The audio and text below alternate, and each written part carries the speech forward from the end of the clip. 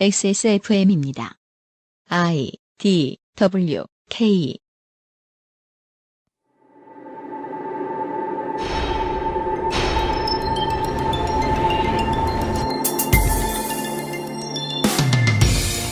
면적과 인구 세계 5위, 명목 GDP 세계 8위, 구매력 기준 GDP 세계 7위의 나라지만 우리는 브라질에 대해 아는 것이 축구, 배구, 주짓수 말고는 별로 없습니다. 광역 인구가 1230만에 달하는 거대 연담 도시 히우지자네이루에 대해서도 커다란 구세주 그리스도상만 떠오를 뿐 생각나는 것은 없습니다. 굳이 꺼내보라면 짤막한 외신들 사이에서 인기가 하늘을 찌르던 노동자당 정권이 재기의 가능성도 없어 보일 정도로 몰락하고 있다는 것 정도일까요? 히스테리 사건 파일. 그것은 알기 싫다. 히우라고 쓰는 게 맞는데요. 왜냐하면 포르투갈어, 요즘은 그 브라질어라고 부른답니다. 브라질어의 표기법을 우리나라 그 국립국어원에서도 그냥 따르는 걸로 알고 있어요. 처음에 시작할 때 나오는 R은 H로 읽히죠. 근데 옛날에 호날두도 네. 로날두, 네. 리바우드, 히바우드, 리발두 막 이렇게 썼어요. 이렇게 썼는데 그게 바뀌었어요. 근데 이번 올림픽 왜 그렇게 써요? 간섭을 인정해 준다는 거예요. 히우라고 쓰면 한국 사람들이 못 알아들을까 말이에요. 그럼 다시 호날두도 이름 바꿔야지. 로날도. 그러면 왠지 맥도날드에 계신 그분 같잖아요. 히우 올림픽 7일차에 보내드리는. 근데 히우 올림픽이라니까 되게 신나는 느낌이 나는데. 히우 올림픽. 이 박사님이 좋아하시는 요시 올림픽. 히우 올림픽 일주일차에 보내드리는 히스테리 사건 파일 그것은 알기 싫다입니다. 기억컨대 그 알실의 첫 번째 올림픽입니다. 왜냐하면 올림픽 끝난 직후에 시작했거든요. 우리가. 예. 그럼 이제 4년째네요. 그렇죠. 우와. 지난번에 한번 한 얘기 한 적이 있었을 거예요. 총선할 때. 지선 방송할 때 총선이 올 줄 몰랐다. 그렇죠. 네. 저는 진짜 분명히 우리가 계속 이렇게 늘 출근하고 이렇게 살다 보면 또 금방 월드컵이 오고 대선이 오고 지선이 올 것 같습니다. 그래요. 다음 총선에도 존재할까요? 네. 네! 신나! 히어로즈 팬으로서 말이죠. 예.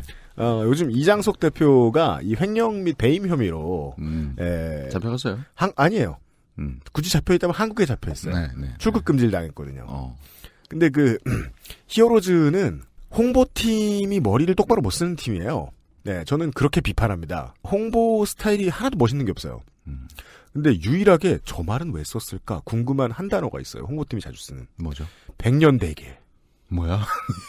장사를 금방 하고 접겠다는 게 아니라는 거죠. 예. 요즘 그런 생각 많이 들어요. 예. 저희는 아마 다음 대선과 지선과 월드컵이 아마 같은 해일걸요? 있을 그런가요? 때까지. 네, 버틸 겁니다, 아마 저희는. 네, 버티는 게 아니고 계속 있을 겁니다. 네. 그것은 알기 싫다 187번째 목요일 순서입니다. XSFM의 책임 프로듀서 UMC입니다. 오디오북 소라소리의 유면상 PD가 오늘 앉아있어요. 네, 안녕하세요. 등판했습니다. 네. 왜 이렇게 자주 등판하죠? 그니까 말이에요. 네. 네. 아니, 뒷방에 가서 앉아있으라 그러더니 왜 이렇게 자꾸 불러요? 우리 야신께서 하신 중요한 말씀이 있죠. 네. 요즘 투수가 없다. 맨날 나와요. 아니, 이왕 앉아있는 거 좀 기분 좋게 앉히게 해주지. 네. 하여튼 투수가 없어서 앉아있습니다. 네. 불펜 이닝 이터. 유면상 PD와 함께 할 거고요, 오늘도. 한두 번 말씀드리는 건 아니지만, 저는 이제 직업상 분노한 사람들을 많이 만납니다. 인터뷰의 대상이 되는 분들도 그렇고, 글을 쓰시는 분들도 그렇고, 뉴스를 접하는 분들도 분노하시는 분들이 많습니다. 분노는 논리를 무디게 합니다. 매우 섬세하게 만들어질 수도 있는 논리가 갑자기 둔탁해지죠. 단선적이 되고. 두테르테 대통령 이야기를 하면서 인권에 대해서만 이야기를 하다가 치안의 문제에 대한 대안을 내놓지 못하는 사람들. 반대쪽에는 정의의 심판 성애자들이 서로 양보 없이 싸우는 모습을 봅니다. 네. 서울시의 청년수당 문제가 불거지면서 신자유주의 관점에서 일 안 했는데 뭘 먹냐라고만 말하는 사람들. 그리고 복지의 문제 또한 대선주자 탄압의 문제로만 이 이야기를 접근하시는 분들. 이 평행선을 달리는 모습을 상상하는 것은 어렵지가 않습니다. 이대의 미래라이프 대학 설치와 관련된 갈등에 있어서 어쩌다 그 노래를 부르게 됐고, 어쩌다 싸우다 이기게 됐고, 어쩌다 싸우게 되었고, 싸움의 과정에서는 왜 이런 말들 저런 말들이 터져 나왔는가에 대해서 1000가지 만가지의 기준으로 접근할 필요가 있는데 계급차별에 기반한 선민의식 같은 것이라는 잣대도 들이대도 좋은데요. 그 잣대는 들이대야 되는 많은 잣대 중 하나에 지나지 않아야 되거든요. 그렇죠. 게시판에서 말싸움 하시는 분들 보면은 이렇게나 논리를 단순화시켜서 생각할 만큼 멍청한 사람들이 아닐 텐데 무엇에 이렇게 분노해서 그렇게 해서 게시판에 싸워봤자 혹은 트위터에 싸워봤자 남는 것은 자신의 승리밖에 없을 정도의 찌질한 싸움을 하게 되었는지 궁금해 죽겠습니다. 다른 건 몰라도 이런 표면적인 것만 지적할 수 있습니다. 여러 가지 모습을 최대한 다 들여다봐야 되지 않느냐. 우리가 이 여러 가지 모습을 최대한 보여주지 않는 대표적인 건 외신입니다. 오늘은 브라질로 갈 겁니다. 광고를 듣고 와세요. 그것은 알기 싫다는 에브리온 TV 용산에 가면 꼭 가보고 싶은 컴스테이션. 바른 선택 빠른 선택 1599 대리운전. 맛있는 다이어트 토탈케어 아임닭. 나의 마지막 시도 퍼펙트 25 전화영어 퓨어체크 비어앤홉스 코스메틱에서 도와주고 있습니다. 그럼요. XSFM입니다. 3D 디자인 업체를 위한 GTX 960, 970 혹은 향후 GTX 1070과 1080에도 문제없을 디자인 업무 시스템, 좀 더 고사양이 필요한 자동차 디자인을 위한 쿼드로 그래픽 맞춤 시스템, 디자인 업체의 자재 담당자는 한참 머리를 쥐어뜯으며 사양을 맞춘 후에도 고장이라도 나면 어쩌나 발을 동동 구릅니다. 컴스테이션을 떠올려 주십시오. 견적부터 AS까지 그냥 저랑 대화하시는 것으로 모든 것을 해결하실 수 있습니다. 업체의 미래를 위한 투자. 주식보다 컴스테이션이 나을지도 모릅니다. 컴스테이션과 조용한 형제들을 믿어주십시오.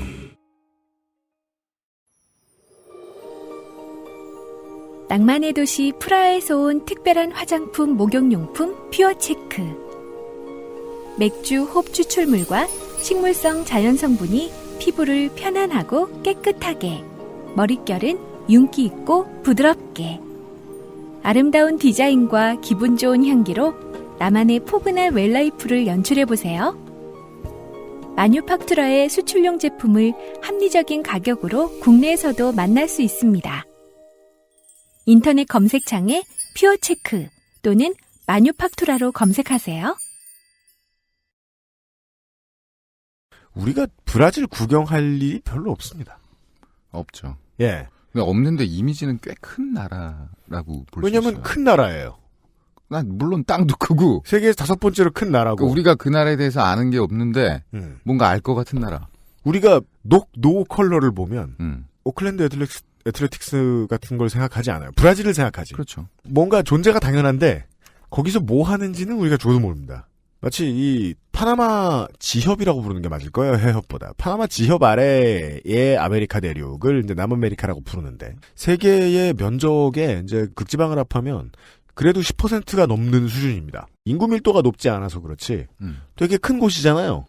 이제 북반구에 살고 있는 우리들이 생각하는 수준이 여기에서 드러나는 게 아닌가 싶을 정도로 그동안 몇십 번의 올림픽을 했는데 남아메리카에서 열리는 올림픽이 이번이 처음이라는 게 좀 이상하기도 해요.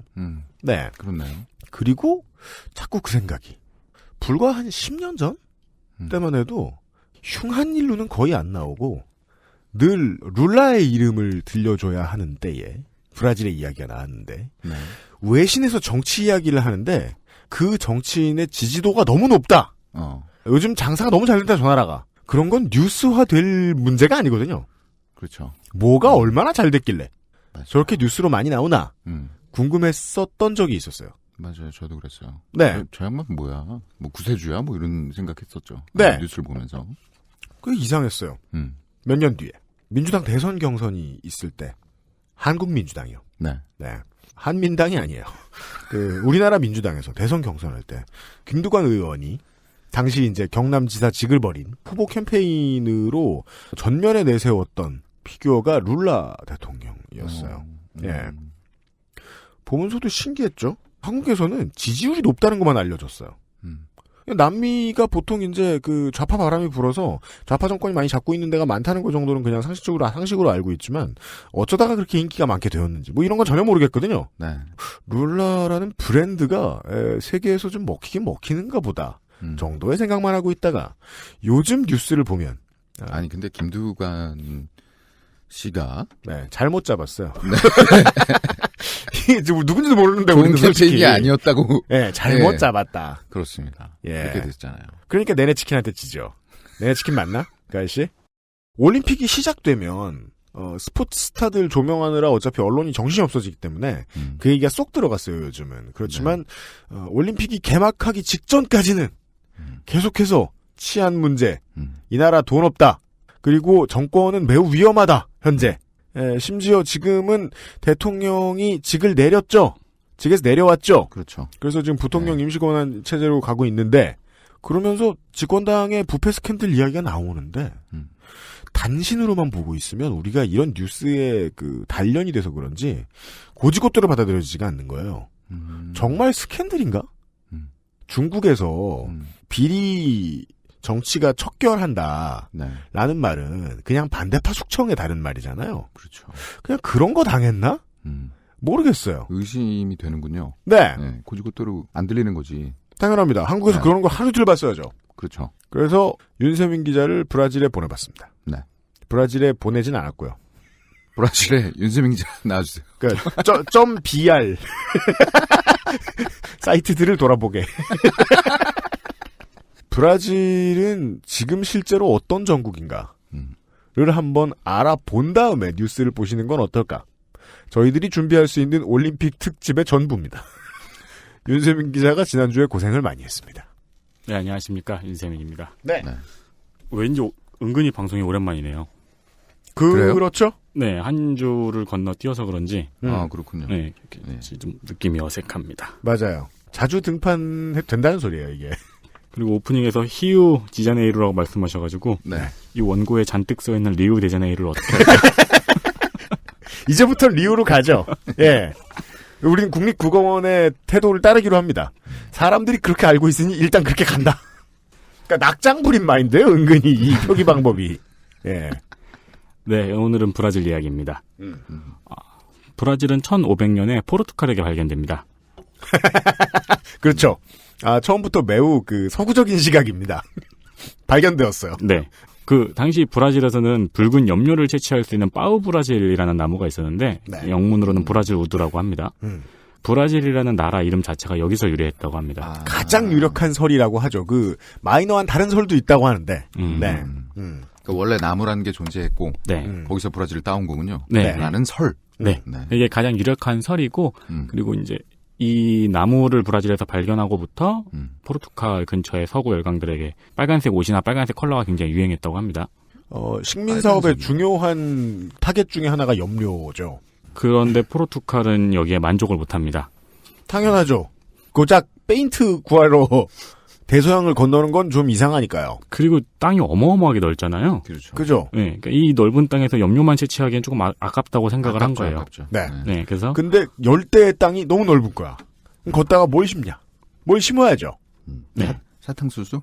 맞습니다. 그래서 사탕수수 플랜테이션을 도입합니다. 그렇죠.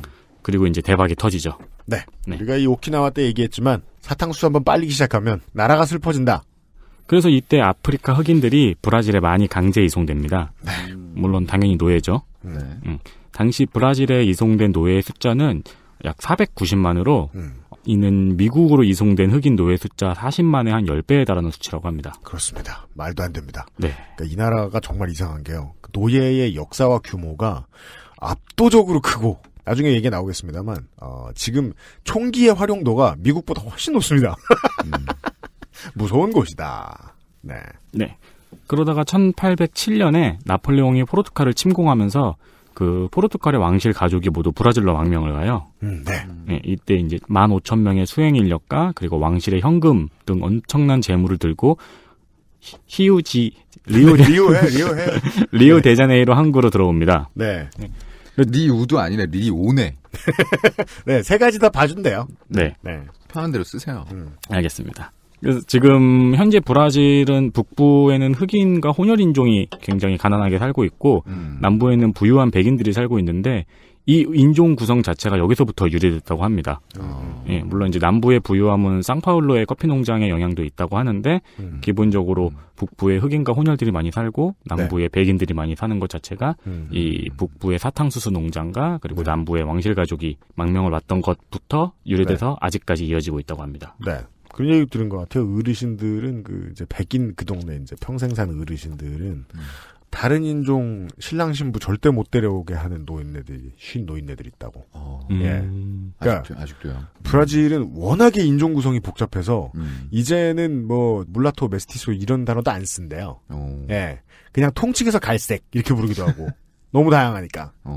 거기서만 우리를 빼달라. 마인드겠죠. 네. 그 땅덩어리가 워낙 넓은 밀림지대다 보니까 그리고 노예들도 뭐 거의 500만에 가까운 노예들이 이송이 됐잖아요. 네. 그러다 보니까 브라질에는 탈출한 노예들의 공동체 같은 것도 존재했다고 합니다. 가능하겠어. 네네. 그러니까 탈출한 노예들이 이제 공동체를 이루고 거기서 살고 있었던 것도 존재하고. 땅이 넓으니까 추노가 불가능하다. 그렇죠. 게다가 밀림이 들어가면은. 그렇죠. 네. 카포엘라라는 브라질 무술도 여기서 이 흑인 노예들이 맨손으로 추노를 상대하려고 네, 생겼다는 그런 설도 있더라고요. 근데 노예가 얼마나 쌈을 잘하길래 이거 장난 아니잖아요. 카포에라? 네. 철권에서 봤죠. 막 밑으로 돌고 막 날리는 이거 춤이랑 비슷하잖아요. 그렇잖아요. 네. 비보잉의 원류잖아요. 정말요? 아니요. 맞을걸요? 비슷하니까. 맞아요. 그러니까 맞을걸요? 왜냐하면 어디서 영향은 받았겠죠. 뭐 미디어 시대 이후에 생긴 거니까 비보잉이라는 건. 그렇겠네. 네. 사탕수수 무역이 쇠퇴하자 이번엔 커피가 등장합니다. 이게 남미 땅은 그런 식으로 뽑아먹힐 만큼 뽑아먹힌 것 같아요. 네, 철저하게 뽑아먹히죠. 상파울루 지역을 중심으로 대규모 커피 농장이 생기고 그리고 이에 따라 커피 부르주아가 등장합니다. 그 브라질의 커피 수출은 이후 브라질 전체를 이끌어 나가는 동력이 되는데요. 상파울루는 아직도 브라질을 견인하는 기관차라는 평가를 듣고 있습니다. 현재에도 브라질은 전 세계 커피 생산량의 약 30%를 차지한다고 합니다. 그렇죠. 그 중에 절반은 우리나라가 먹고 있지 않을까 싶습니다. 한국에 가서 에스프레소가 되지 않나. 우리 사무실에서도 계속 소비하고 있어요. 브라질 커피. 브라질 커피요? 네. 커피 아르케에서 만드는 거? 그거 이제 몇 가지 이제 케냐도 있고 뭐 등등 있는데 네. 브라질도 꼭 시킵니다. 아, 그래요? 네. 요새 쇼핑을 제가 안 맡고 이제 김상조 엔지니어가 하고 있어가지고. 몰라네. 마구 이 카드를 휘두르고 있죠.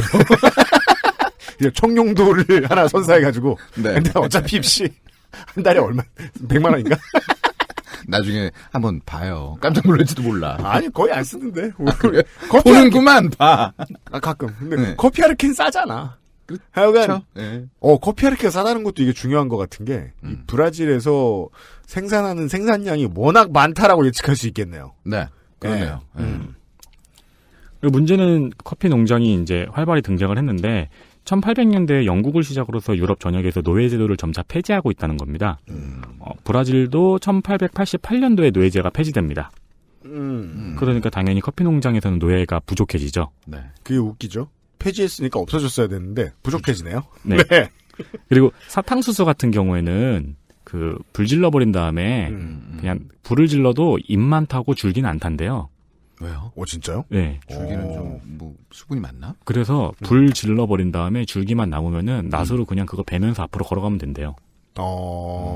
그런 다음에 다시 다 이렇게 베어놓은 것만 슥슥슥슥 주워오면. 네네. 업무가 간단해지네요. 네. 그러니까 이 말은 감독관이 적게 필요하다는 얘기죠.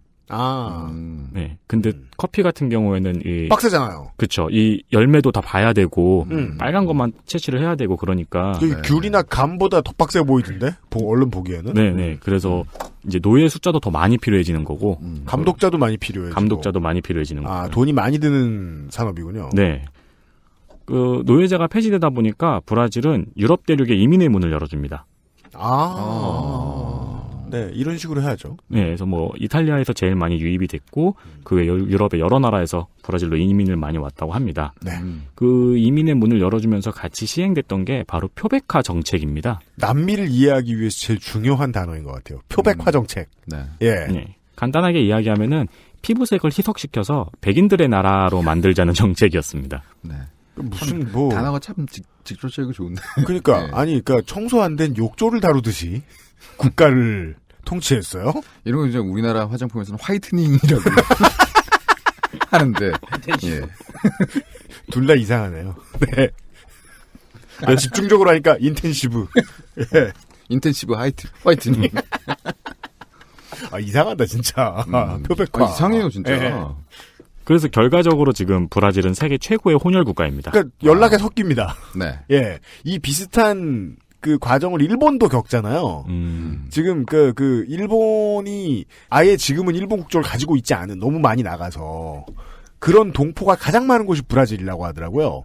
그래요? 아예 장려를 냈대요 나가라고. 예. 그 일본이 약간 좀 인종을 좀 약간 우성인자로 개발하고자 하는 뭐 그런 게 있지 않나요? 그래서 저 서열학형 이상한 사람 쫓아낸 거야? 그건 아니 그냥 산업의 문제였던 것 같은데. 네, 하여간 뭐 지금 뭐 150만 이상의 일본계들이 살고 있다고 하죠. 맞네요. 네. 현재 브라질에는 약 50%의 백인, 43%의 혼혈, 그리고 6%의 흑인과 1% 정도의 아시아 인디오 원주민으로 구성이 되어 있습니다. 여기서 보면 흑인은 겨우 6%밖에 없잖아요. 네. 근데 흑인의 DNA를 가지고 있는 사람은 80%가 넘는다고 합니다. 인류네요, 인류. 네. 여기는 지금. 조상들이 다 DNA를, 네. 그리고 인종조사 자체도 자신이 어떤 인종이라고 생각하느냐라는 질문에 대답하는 형식으로 조사가 됩니다. 그건 자기 성격이 어떤 거냐라고 물어보는 것 같은 느낌이네요. 그래서 실제보다 백인의 비율이 올라가 있는 결과라기도 하고요. 명확한 구분이 아니죠. 한 며칠 지하에서 게임하고 나오다가 난 백인이라고 생각한다고 답한다는 거야? 그건지 모르겠지만. 옛날 호나우도 있잖아요. 네. 네. 그 양반? 네, 그 양반이 자기가 백인이라고 했는데, 그게 뭐 브라질에서는 그렇게 무리가 가는 발언이 아닌데, 유럽이나 그래요? 전 세계 쪽에서 좀 비웃었다고. 네. 브라질의 특수군요. 네, 그런 이야기도 있다고 하더라고요. 표백화 정책을 했는데, 그걸 구분하는 기준은 색이 아닌 건가요? 그죠? 네. 인종이잖아요. 희한하네요. 근데 너무 많이 섞여서 알 수도 없고 이 질문을 할 필요가 없는 거네요. 내가 무슨 인종이라고 생각하느냐. 그러니까. 족보가 따로 안 써 있으면 어디서 섞였는지 알 수도 없죠. 그리고 족보는 또 엄마 이름 안 써놓으니까 이 나라 족보는 어떨지 모르겠다만 있는지도 모르겠다만 의미가 없는 질문을 하는 거네. 근데 여기에다가 나 비슷한 질문 한국에서 무슨 질문 하는지 알았어. 뭐예요? 본인이 중산층이라고 생각하느냐. 절대 할 필요 없는 질문. 네. 이처럼 국민 대부분이 각각 다른 케이스의 혼혈이기 때문에 혼혈을 구분하는 명칭만 10개가 넘습니다. 이 사람들은 그 아빠가 흑인이었는지 할머니가 흑인이었는지 증조 할아버지가 흑인이었는지 이런 것도 이제 다 구분하는 명칭이 있고 그렇다고 하더라고요. 그렇겠네요. 언어는 그렇게 발전하니까. 네. 그래서 표면적으로 인종차별이 없는 나라로 알려져 있습니다. 그렇습니다. 다 섞여 있으니까요. 뭐. 네. 그러나 거주 지역과 경제 수준의 차이는 매우 명확합니다. 아까도 말씀드렸다시피 예전에 사탕수수 농장이 있던 브라질 북부에는 혼혈 인구가 많이 살고요. 그리고 북동부 지역에는 흑인들이 많이 삽니다. 그리고 부유한 남부 지역은 거의 백인들이 거주합니다. 예, 그리고 이 지역 간의 빈부격차는 엄청납니다. 실제 각 지역의 모습도 큰 차이가 있다고 하는데요. 북부는 아마존 근처에 있어서 남미 정글의 느낌이 나고 흑인들이 많이 사는 북동부 지역은 아프리카 문화가 많이 녹아있고 도시의 모습도 아프리카와 비슷하다고 합니다. 그리고 남부는 이탈리아나 독일에 온 느낌이 난다고 합니다. 순전히 건설이 잘 돼 있어야 그럴 거 아니에요? 네. 그리고 이제 눈에 보이는 사람들도 백인. 눈빛이 파란 백인들이 많이 보이게 되니까. 네. 자, 그 이후 브라질은 독립하고 독재하고 공산당 태동하고 억압하고 쿠데타하고 독재하고 등등 우리 모두에게 익숙한 근대사를 거치게 됩니다. 우리가 다루는 그 알실이 다루는 나라들은 다 이래요. 절대항정이 뒤집어진 다음에 민주정부가 알아서 생겨나서 그 민주정부가 절대항정이 하던 척식 및 식민사업을 계속한 나라. 몇 개 없잖아요. 1, 2차 세계대전의 주인공들. 빼고는 다 쿠데타하고 다시 뒤집히고 또 쿠데타하고 독재하고 독재하고 그것 중에 하나 빠지지 않는 게 또 산업화죠. 산업화. 1950년대에는 상파울루 인근에 대규모 자동차 공업단지가 생깁니다. 그리고 이 자동차 단지에서 강력하고 조직적인 노동 세력이 생기기 시작합니다. 1970년대 오일 쇼크로 인해서 이 자동차 단지에서 대규모의 파업이 일어나는데 이때 수염이 덥수룩한 사람이 나타나서 명연설로 대중을 휘어잡고 파업을 주도합니다. 이 사람의 이름이 루이스 아나시우 룰라 다 시우바. 네.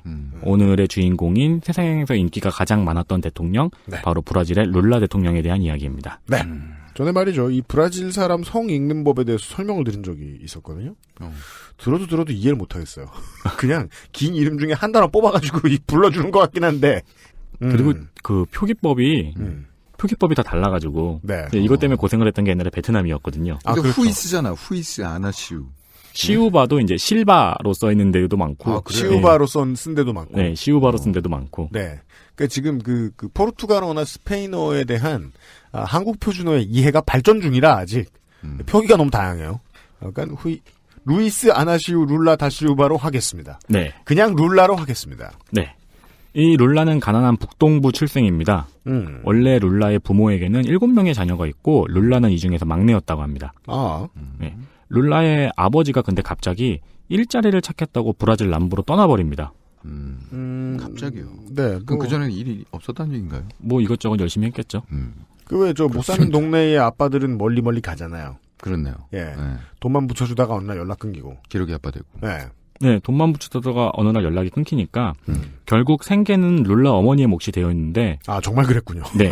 네. 7명의 자녀를 데리고 어머니 혼자 뭐 도저히 답이 안 나오는 거죠. 그리고 가지고 있는 뭐 당나귀 이런 가산들을 모두 팔아서 7명의 자녀를 데리고 남편을 찾아서 남부로 떠납니다. 꼭 굳이 그래야 됐나? 그 넓은 나라에서. 어디 있는지도 모르는데. 네. 이것은 제가 좋아하는 표현이 있죠. 남대문에서 김서방 찾기. 예. 그걸 왜 좋아합니까? 네? 그 표현을? 되게 황당해 보이고 좋잖아요. 그러니까 뭐, 진짜 당혹스러워. 전통적인 표현 아니야. 매우 당혹스러워 보이는 느낌을 표현해주는. 근데 더 신기한 건 남편을 찾았습니다. 네. 그게 이상하죠. 이게 TV는 사랑을 싣고 제작진에게 도움을 받은 것은 아닌가. 그러니까 그 7명 자녀를 데리고 그 헤매면서 남편을 찾은 거예요. 대단합니다. 그때 남편을 찾았는데 그 룰라의 아버지는 이미 다른 여자와 자녀를 낳고 살고 있었고 네. 그 브라질 사람들이 되게 쿨해요. 네. 여기에 그냥 눌러 앉아버려요. 그 집안에요? 네. 이 스토리에서 제일 신기한 부분이네요. 아버지를 찾았는데 아버지가 딴살림을 차리고 있었는데 같이 살기 시작했다. 그러니까 한 지붕 두 집 살림이 시작되는군요. 네, 저는 그렇죠. 대한민국 역사에 이런 것을 신격호 집안밖에 못 봤는데 여기는 흔했나 봐요. 그 심지어 애를 더 낳아요. 그래서 이 룰라의 아버지는 두 아내 사이에서 23명의 자녀를 두었다고 합니다. 23명이. 그죠. 이게 그 현대 의술이 고자를 만들어주기 전까지는 이게 이런 나쁜 일들이 참 많았다. 23명 네. 자녀가. 네. 네. 그 형제 자매 중에서 룰라는 유일하게 초등학교를 다닐 수 있었다고 합니다. 막내 특권이죠. 네. 그러나 이제 졸업은 못하고 선반공이 되기 위한 공장 견습생으로 노동자 생활을 시작합니다. 그 최근 룰라의 사진을 잘 보면은 물론 뭐 유명한 사실이긴 하지만 새끼손가락이 없습니다. 네네네. 네, 이거는 공장에서 일하다가 18살에 새끼손가락을 잃어서 그렇다고 합니다. 18살? 이때 그 공장에서 같이 일하던 여성과 결혼도 했는데 아이를 임신한 상태에서 결핵으로 여성이 죽게 됩니다. 네, 그리고 이것이 차후 룰라가 노동운동을 시작하게 된 계기가 되었다고 설명하기도 합니다. 자기 아이를 가지고 있었던 같은 공장에서 만난 결혼한 아내가 목숨을 잃어서. 네. 당시에 룰라는 일자리를 구하기 위해서 이 공장지대를 돌아다니다가 가끔 거리에 주저앉아서 흐느껴 울었다고 합니다. 네. 네. 이후 룰라는 점점 노조 활동가로 단련됩니다. 그리고 1978년과 79년에 자동차 산업단지 대파업을 이끌면서 전국적인 스타가 됩니다. 확실히 이 자동차 산단의 노조의 힘이 컸나 보네요. 조직도 강하고. 네. 그 연설을 또 워낙 잘했다고 유명해가지고 연설 도중에 스피커가 고장났을 때 그 군중들이 룰라의 말 한마디 한마디를 뒤로 전달했던 일도 있다고 합니다. 그거는 옛날에 안철수 그 대선 할 때. 네. 그런 식으로 했잖아요. 맞아요. 왜 나 자신 없지? 그냥 날카롭게 쳐다봐요? 생목소리, 연설하고 그랬잖아요. 앞에다가 이렇게 얘기하면. 그 사람들이 이제 스피커가 돼줘가지고 막 하고. 근데 이제 상황은 같은데. 연설의 퀄의 문제를 아마 지적하고 싶을 수도 있어요. 네. 여간에, 보면 이 폴란드의 레흐 바웬사하고 이게 뜬 시기도 비슷하고, 사유도 비슷해 보이네요. 근데 우리가 보통 이런 게임 하면은 되게 변질돼서 전달되지 않나요? 가족오락관. 가족오락관. 정치가를 다 죽이래. 와, 좋다. 그런, 네, 그래서 이때 파업 주동자로 붙잡혀가지고 머그샷이 찍히기도 하는데요. 이 머그샷이 간지입니다. 저희들이 보고 있어요, 지금. 네, 실제로 보시면은. 네. 정말 전형적인, 파업 주동자. 게릴라전의 사령관. 네. 이런 느낌을 줍니다. 그리고 어디가 머리고 어디가 수염인지 모를 정도로 하나로 이어져 있습니다. 뒤집어 보면 코가 눈인 듯. 거꾸로 해도 비슷하죠. 눈도 슬프고요. 약간 포스가 있어요. 네, 딱 좋습니다. 예, 젊은 시절의 룰라. 네, 그 제임스 하든 뒤집으면 베니마루드잖아요.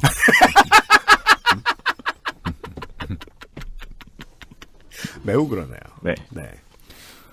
네, 그래서 룰라는 1980년도에 노동자당을 창당합니다. 이 노동자당은 브라질 좌파 정당에서 가장 성공한 당이 되는데요. 그리고 1986년에 연방 하원 의원으로 당선됩니다. 연방 하원 의원으로 당선되고 3년이 지난 1989년부터 대선에 도전합니다.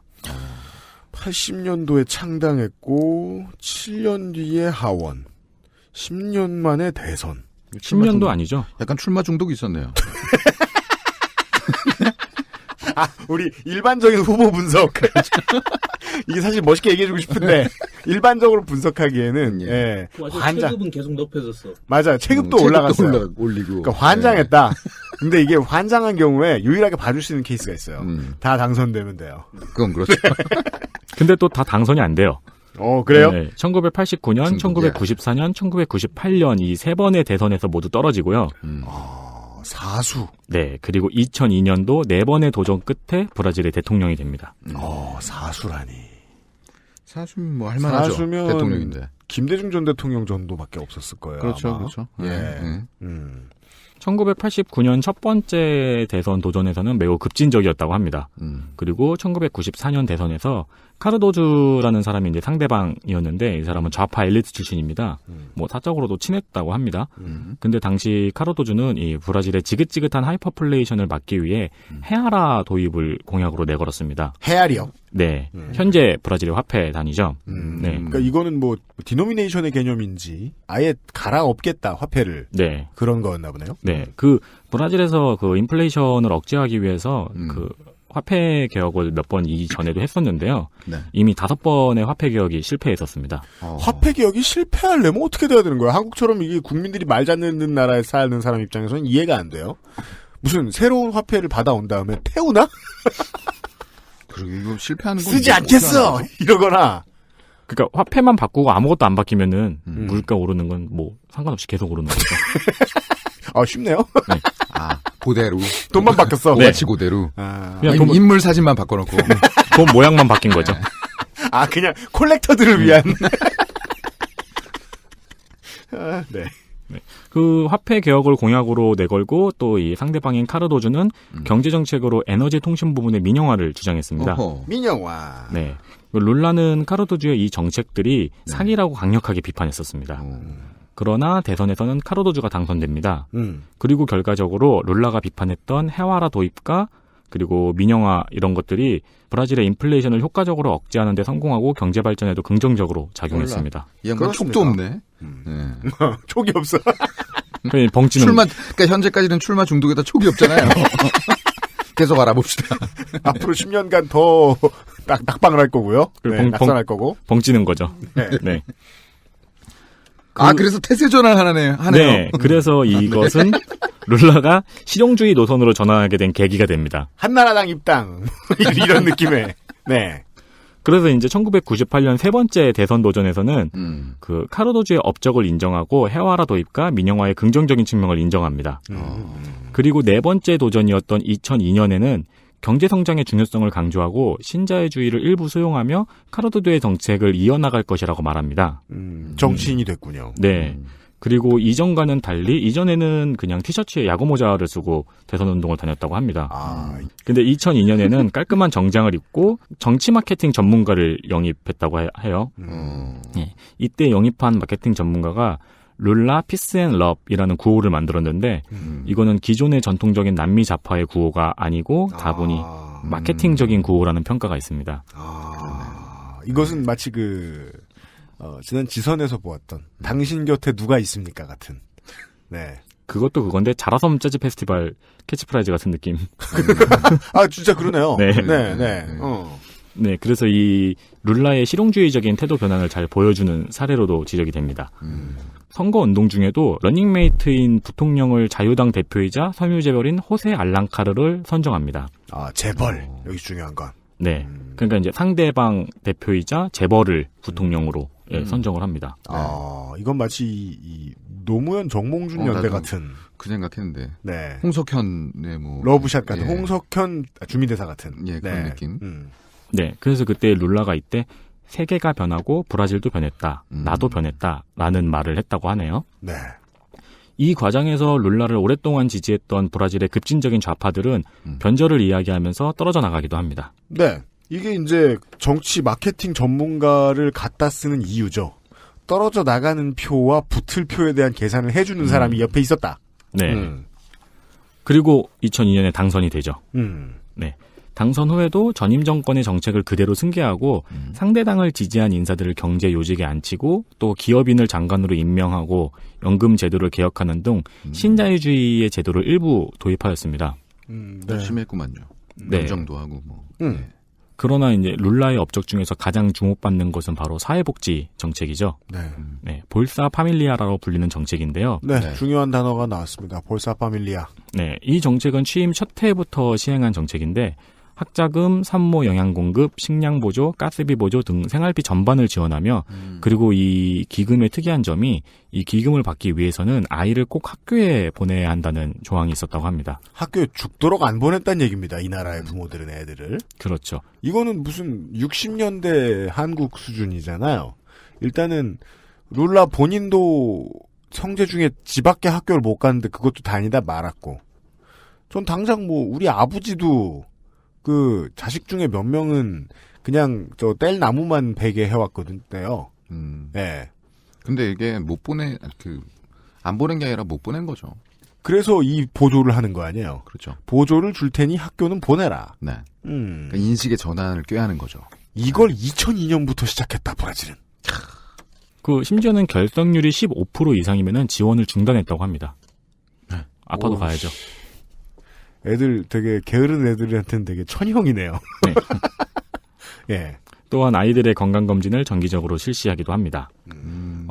그 시행 초반에는 지원을 받는 가구가 300만 가구에 불과했는데 2013년에 와서는 1380만 가구로 늘어납니다. 1380만 가구인데 인구수가 2억이 넘는 인구수 정도를 대충 생각을 해보면 상당히 많은 빈곤층에게 이 복지 혜택이 돌아갔다고 예상할 수 있나요? 네, 그렇습니다. 그 심지어 사회복지 직원이 누락된 빈곤층을 찾으면 이에 인센티브를 제공했다고도 합니다. 우리나라의 동사무소에 가가지고 내가 무슨 혜택을 받을 수 있는지 물어보는 현실을 생각하면 굉장히 그러니까 빈곤 파파라치 같은 거잖아요. 네. 그러네요. 그러네요. 이걸 신고하면은 그죠. 이런 디테일이 중요한 것 같아요. 이런 디테일들을 보면 진짜로 복지를 하고 싶어서 하려고 하는 거구나는 일관성이 보이잖아요. 의지가 보이네요. 근데 우리나라가 이런 문제에 의지가 없다는 걸 사회복지사들의 표정을 보면 알 수 있잖아요. 그분들은 열심히 일하고 싶은데 워낙 개빡세니까 자리가. 차이점이 조금 있는 건 이 나라는 그 북부 쪽은 문맹률도 좀 높아요. 네. 문맹률. 네, 그렇기 때문에 뭐 이런 디테일이 좀 필요했던 부분도 있었죠. 네. 이 볼사 파밀리아 덕분에 많은 사람들이 빈곤층에서 중산층으로 진입하였습니다. 그리고 이로 인해서 중산층의 소비층이 두터워지면서 경제 성장에 긍정적인 효과를 주기도 합니다. 그러니까 진짜 굉장했던 정책이었던 거예요. 아예 중산층의 범위를 넓힐 정도의 사회복지 정책이었던 거죠. 그렇죠. 애들은 글을 읽을 줄 알게 되고, 전기 요금하고, 그러니까 이런 기초적인 이제 사회 기반 시설을 쓰는 데에 돈 걱정을 안 하게 된 세대. 그래서 이 현재 볼사 파밀리아 덕분에 교육을 받고 빈곤층에서 중산층으로 진입한 세대를 룰라키즈라고 하는데. 룰라키즈. 지드래곤이 아닙니다. 네. 예. 네? 네? 옛날에 꼬마룰라 지드래곤 몰라요? 나 몰라. 몰라? 청취자분들은 알아들으셨을 거예요. 룰라키즈, 쥐드래곤. 우리 김상조 엔지니어는 이해찬 세대. 이해찬 키드. 문맹은 벗어났어요. 우린 무슨 세대지? 응? 우린 무슨 세대죠? 우리요? 네. 노태우 세대. 뭐야 그게? 뭘까? IMF? 그렇지. 네. 우리 IMF 때 20살이었잖아요. 맞아요. 네, 근데 이 룰라키즈가 현재 3천만 명 정도가 된다고 합니다. 10%의 보터가 만약에 고정적인 표심을 가지고 있다면 그렇죠. 10%가 넘는 네. 무시무시한 일입니다. 네. 최소 국민의당이 생겨납니다. 그 정도면. 네. 네. 그래서 이 룰라 퀴즈는 브라질 선거에서 늘 중요한 요소로 작용하고 있다고 합니다. 그런 지 한 15년 됐다는 거네요. 네. 그러니까 큰 거죠, 애들이. 또한 룰라 정권 당시의 경제 성장 역시 유명합니다. 그러니까 이게 한국에서 이렇게 많이 다루려고 하죠? 그럼 다 돈 때문인 거야. 자꾸 브릭스. 요새 브릭스란 단어 안 들리잖아요. 브라질 네. 돈 못 벌기 시작하니까. 예. 네네네.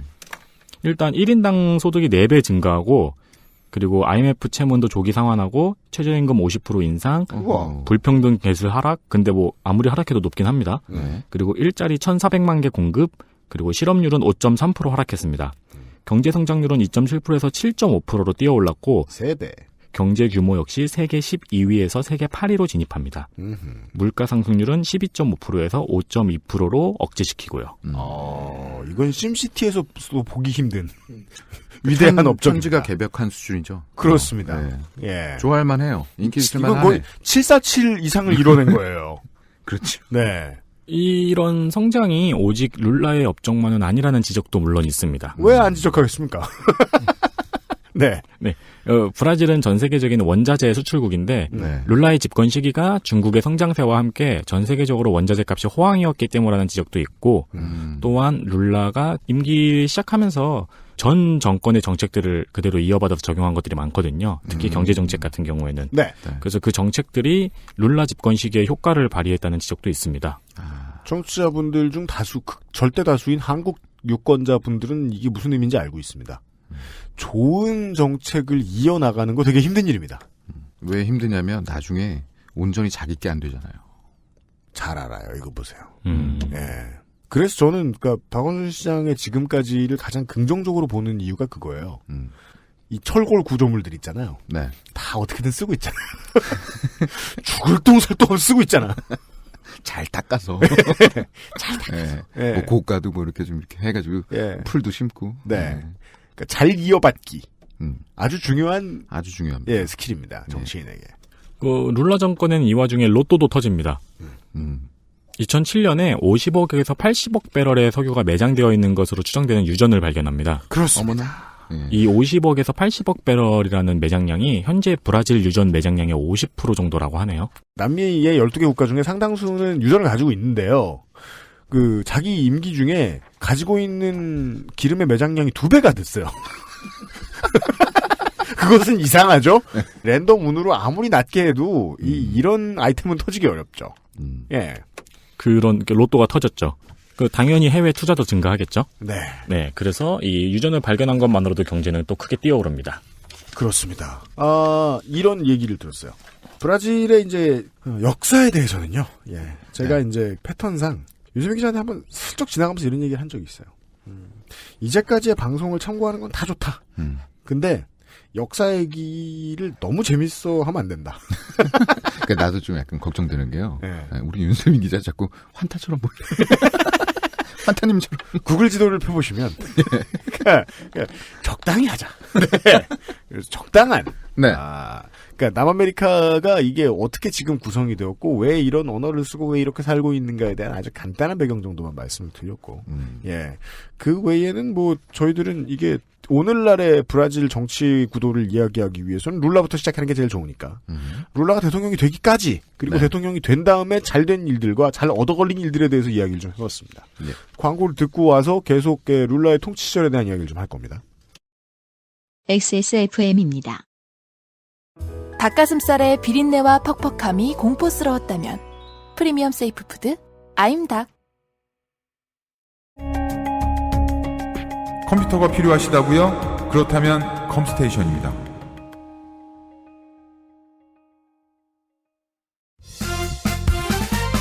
바른 선택, 바른 선택. 1599. 음주 후엔 아무것도 하지 마세요.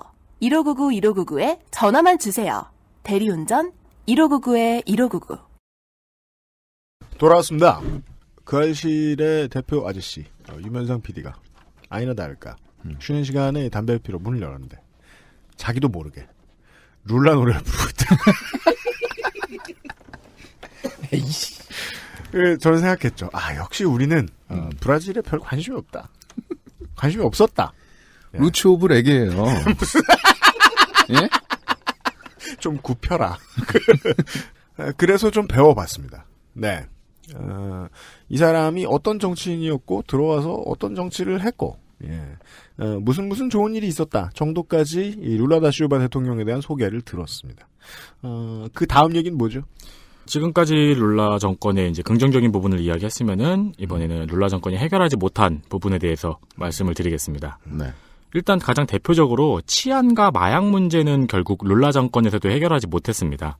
이것은 지난주에 그 이상평론 시간에 손희상 선생이 잘 지적해줬죠. 땅을 환수를 안 했더니 치안도 문제가 많다. 그리고 불평등 지수가 낮아졌다고는 해도 여전히 브라질에서 불평등 지수는 세계 최고 수준입니다. 땅을 환수 안 해서 생긴 일이다. 네. 불평등 수치를 나타내는 지니 계수를 보면은 2015년 기준으로 브라질은 16위입니다. 이게 높을수록 지옥이라는 건데 예전에 환타님이 말씀하셨던 홍콩이 10위입니다. 그리고 멕시코가 25위이며 중국은 28위입니다. 네. 그리고 한국은 121위입니다. 그렇습니다. 이런 희망을 보는 거예요. 막을 수 있을 때 막아야 된다. 사람들 지금 불평등이 심해진다고 지금 불만이 많잖아요, 한국 사람들이. 네. 아직 살만할 때 진짜 열심히 막아야 됩니다. 예. 맞습니다. 그러니까 16이면은 진짜 세계 최고급인 거예요. 그러니까 우리가 회 먹는데 드는 돈은 비슷하거든요. 네. 전남에 어디 남해안 도시에 가도 말이죠. 예. 근데 이 나라는 아마 안 그럴 겁니다. 네.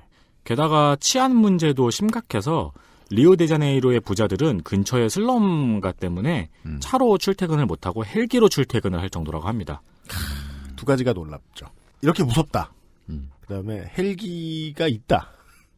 그 실제로 리오데자네이루의 헬기 등록률이 세계 1위라고 합니다. 이제 뭐 이렇게 무섭다와 돈이 이렇게 많다. 그러니까요. 네.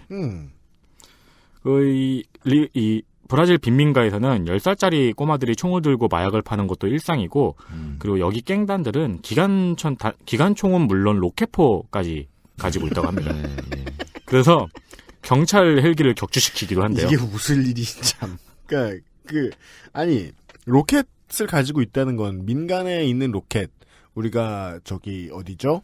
뭐 아프가니스탄 같은데 반군들을 생각해 보면 아마 RPG-5 같은 걸 거예요. 네네. 그거를 민간인들이 쏘고 앉았다는 거 아니에요? 네. 그 요즘 가끔 사진 보면은 중동 쪽에 그 포터 뒤에 로켓포 달아가지고 맞아요. 짱이래요. 현기의 위험이군요. 사이드 브레이크 걸어놓으면 시즈 모드. 어허, 무섭네요. 예. 저번 베트남 때도 콜 오브 듀티 얘기를 했었는데, 예. 이번에도 브라질도 나와요? 브라질이 나오죠. 콜 오브 듀티 모던 어페어 2 미션을 보면은, 빈민가에서 뭔가를 탈취하는 이야기가 나오는데, 거기 보면 이제 갱단들이 막 박격포 쏘고 막 그러거든요. 60mm 박격포 쏘고 막 기관총 들고 여기저기서 튀어나오고 막 그러는데, 그게 실제로 그렇다고 합니다. 그 제작진들이 가봤나봐요. 무섭네. 여기는 그러면은 다음 로드뷰 이런 거 못 찍겠네요.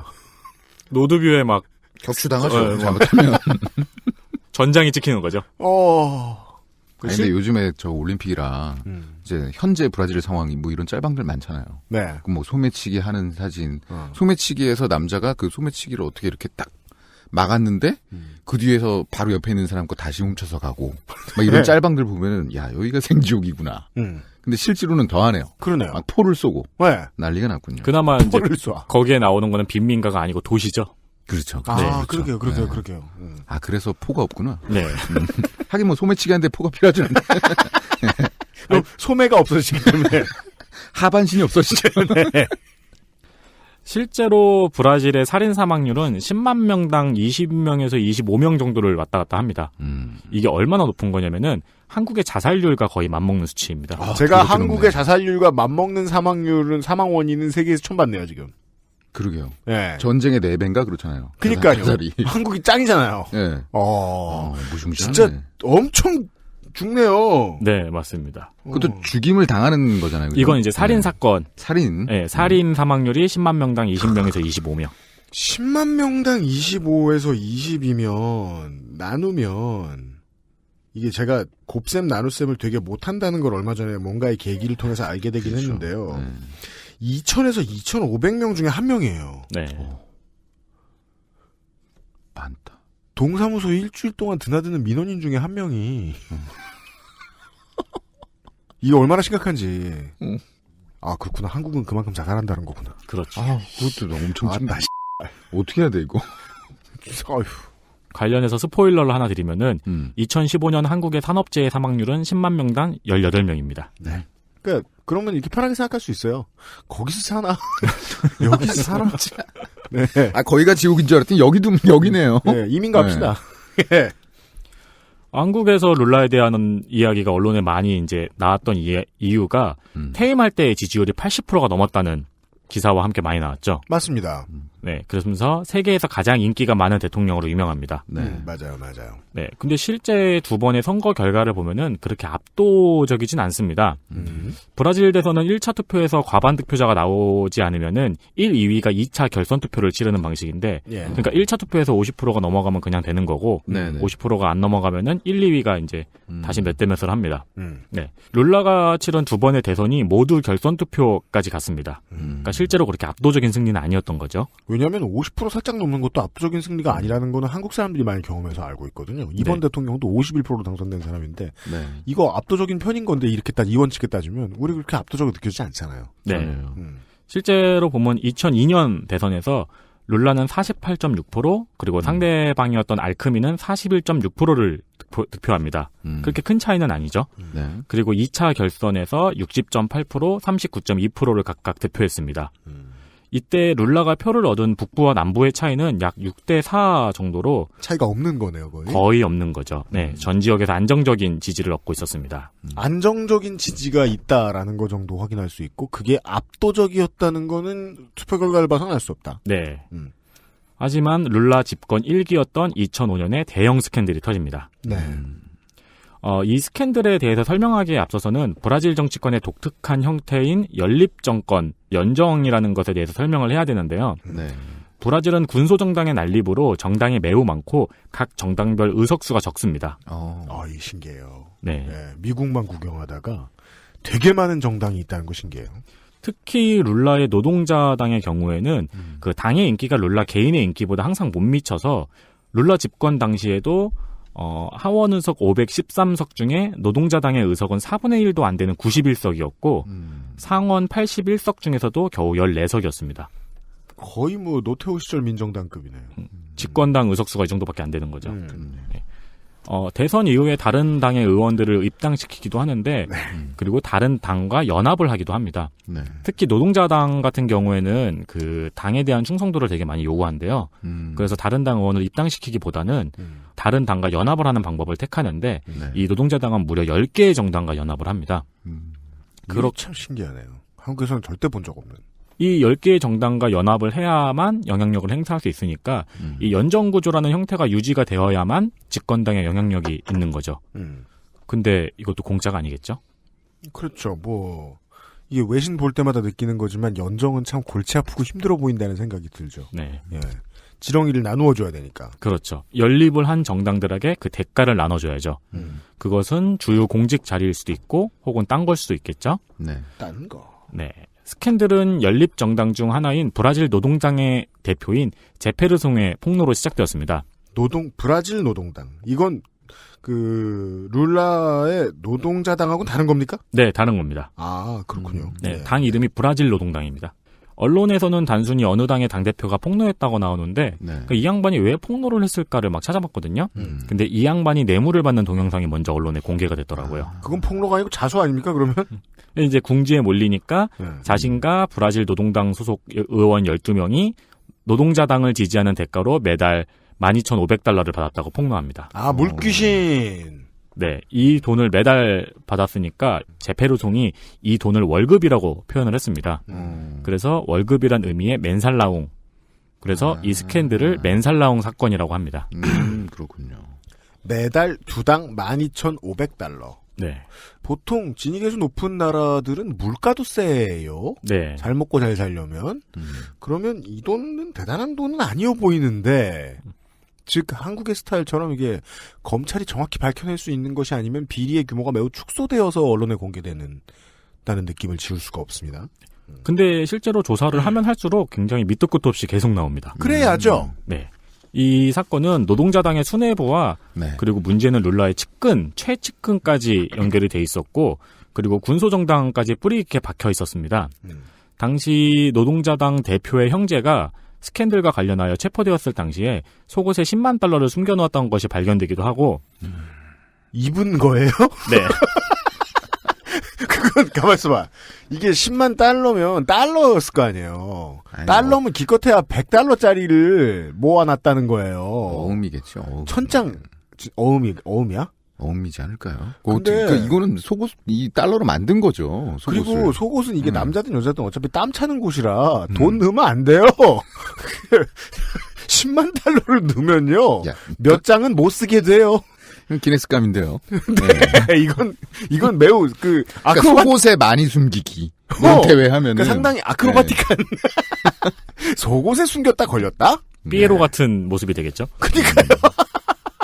혹은 되게 치질이 악화돼가지고 이게 상상할 수도 없네요. 네. 이런 일도 일어나고 또 이 와중에 원래 받기로 한 돈을 못 받았다고 찡찡대는 의원도 나옵니다. 꼭 있어, 꼭 있어. 못난 놈도 있어요. 네. 분위기 모르고서. 네. 지금 폭로 때문에 이달에 들어올 돈이 안 들어왔다. 원래 월급인 줄 알았다. 네. 그러니까 상황이 이렇게 점점 막장으로 가는 거죠. 결국 40명의 의원이 기소됩니다. 아니 국회의원이 한 명 기소되는 것도 무시무시한 일인데 40명이 걸려 들어갔어요. 네, 40명이 걸려 들어가고 중요한 건 이 중에 룰라의 최측근이었으며 룰라의 후계자로 강력하게 지명되었던 지르스요도 포함되어 있었습니다. 현임 대통령의 후계자로 거론되던 사람. 네. 그래서 이 사람이 자신의 비리를 인정하고 룰라는 이 사실을 몰랐다고 말하면서 모든 책임을 지고 뛰어내립니다. 실제로 뛰어내린 건 아니고 물러납니다. 네. 대통령을 살리고 자기가 네. 자기의 비리 사실을 인정하고 대통령은 아무것도 몰랐다고 하고 물러납니다. 네. 그 기소된 40명 중에서 이 지르세오를 포함한 25명에게 실형이 선고됩니다. 근데 브라질에서 정치인은 잘 수감 안 된대요. 그 재판 일자도 너무 길고 그리고 뭐 수감된다고 쳐도 특실 같은 데 들어가가지고 그냥 좀 이따 나온다고 하더라고요. 특실이요? 네. 그러니까 원래 브라질 교도소도 되게 좋아요. 시설이 안 좋기로 굉장히 유명한데 펜트하우스가 따로 좋은 게 있구만. 네, 정치인들이 수감되는 뭐 좋은 교도소는 따로 있다고 합니다. 네. 플스가 들어가 있는. 그럼 거기서 이제 콜 오브 듀티 모던 워페어 하면서 그러니까 내 고향 이러면서 그 위닝 11이지. 피파겠지. 피파. 왜냐면 피파인가요? 브라질은 그 해외에서 들어오는 백색 가전의 세금을 너무 무시무시하게 매겨서 플스나 액박 같은 게 우리나라 돈으로 한 100만 원 넘어간대요. 그래요. 살려 그러면 엄청난 부의 상징인 거죠. 네. 그럼 플스를 넣어줘야 되겠군요. 그러니까 네, 플스 있는 방에서 호의호식하다 온다. 그래서 이 대형 스캔들에도 불구하고 룰라는 2006년에 재선에 성공합니다. 어떻게 그럴까요? 대단하네요. 그러게요. 뭐 이제 지르세오가 선을 긋기도 했고 꼬리가 잘 잘린 건가요? 네. 그러네요. 꼬리가 잘 잘린 모양. 그리고 실제로 경제는 또 계속 성장하고 있으니까요. 그게 중요하죠. 맞아요. 예, 경제가 경제 호황이면 대통령. 예, 네. 뭘 못해도 간다. 맞아요. 네. 이 당시에 노동자당과 룰라는 과반을 넘기고 1차 투표에서 무난하게 당선될 것이라고 예측했다고 합니다. 근데 실제로 뚜껑을 열어보니까 룰라 48.6%, 알카민 41.6%. 그래서 또 큰 차이가 안 나죠. 또 같네요. 예, 그래서 2차 결선 투표까지 진행합니다. 그 당시에 맘 놓고 있던 룰라와 노동자당이 급하게 선거운동에 들어가고 좌파 진영에 도움을 호소했다고 합니다. 그리고 당선이 되긴 됐는데 2002년 대선 때는 북부에서 60, 남부에서 40 정도로 굉장히 전국에서 안정적인 지지를 받았다고 말씀을 드렸잖아요. 네. 근데 2006년에는 남부의 부자 백인들이 표를 많이 빼앗기고 대신 볼사 파밀리아 혜택을 받는 사람이 많이 사는 북부에서 지지율은 70에서 80% 정도로 올라갔다고 합니다. 먹고 살만한 사람들이 안 찍어주기 시작을 했다가 06년이면은 지네가 뺏긴다고 생각하니까. 네. 06년이면은 이게 그 후보가 룰라 본인이 아니겠죠? 06년 후보가 룰라 본인 맞죠? 그래요? 3선이에요? 재선. 2002년에 처음으로 그렇구나. 당선되고. 98년 떨어졌지? 네. 네, 죄송합니다. 너무 많이 나와. 중독자라니까요. 네, 지역 간에 이제 차이가 생긴 거죠. 부자 지역과 가난한 지역 간에. 네. 근데 그렇게 맞은 두 번째 임기 중에 유전이 발견됩니다. 천운이네요. 그렇네요. 진짜로. 네. 그리고 전 세계에서 원자재 시장이 호황을 맞게 되고 중국과의 무역이 활기를 띱니다. 또한 집권 1기에 시행했던 복지 정책이 2기에 들어서 실질적인 경제 효과로 나타나면서 볼사 파밀리의 수혜자들이 확실한 지지층이 됩니다.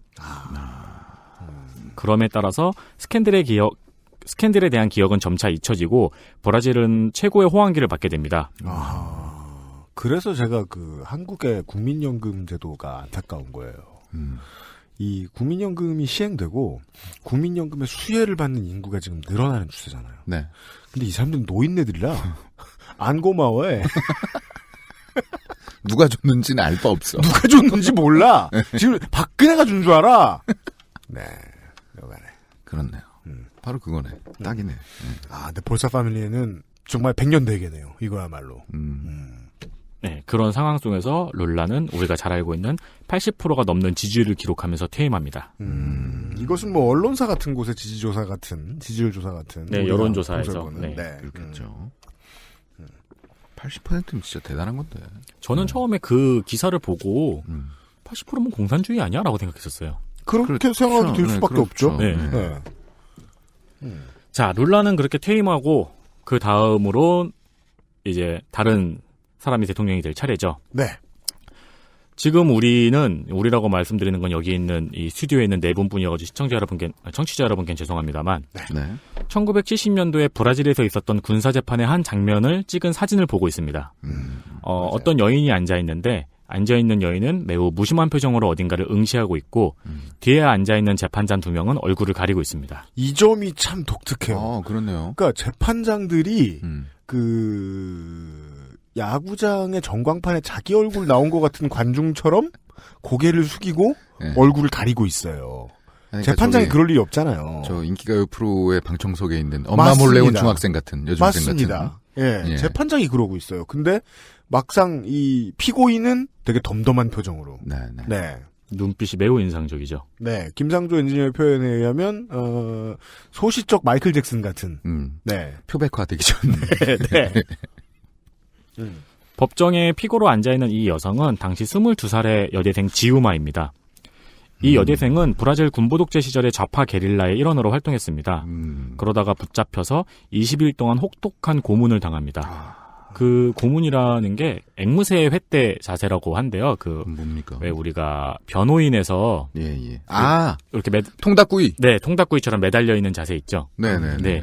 그 자세로 나체로 매달린 채로 그 전기 충격기로 고문 기술자가 이곳저곳을 쑤시면서 고문하는 그런 형태의 고문이었다고 합니다. 네, 여성이라는 점을 생각하면 또 더 가혹한 고문이죠. 그러네요. 네.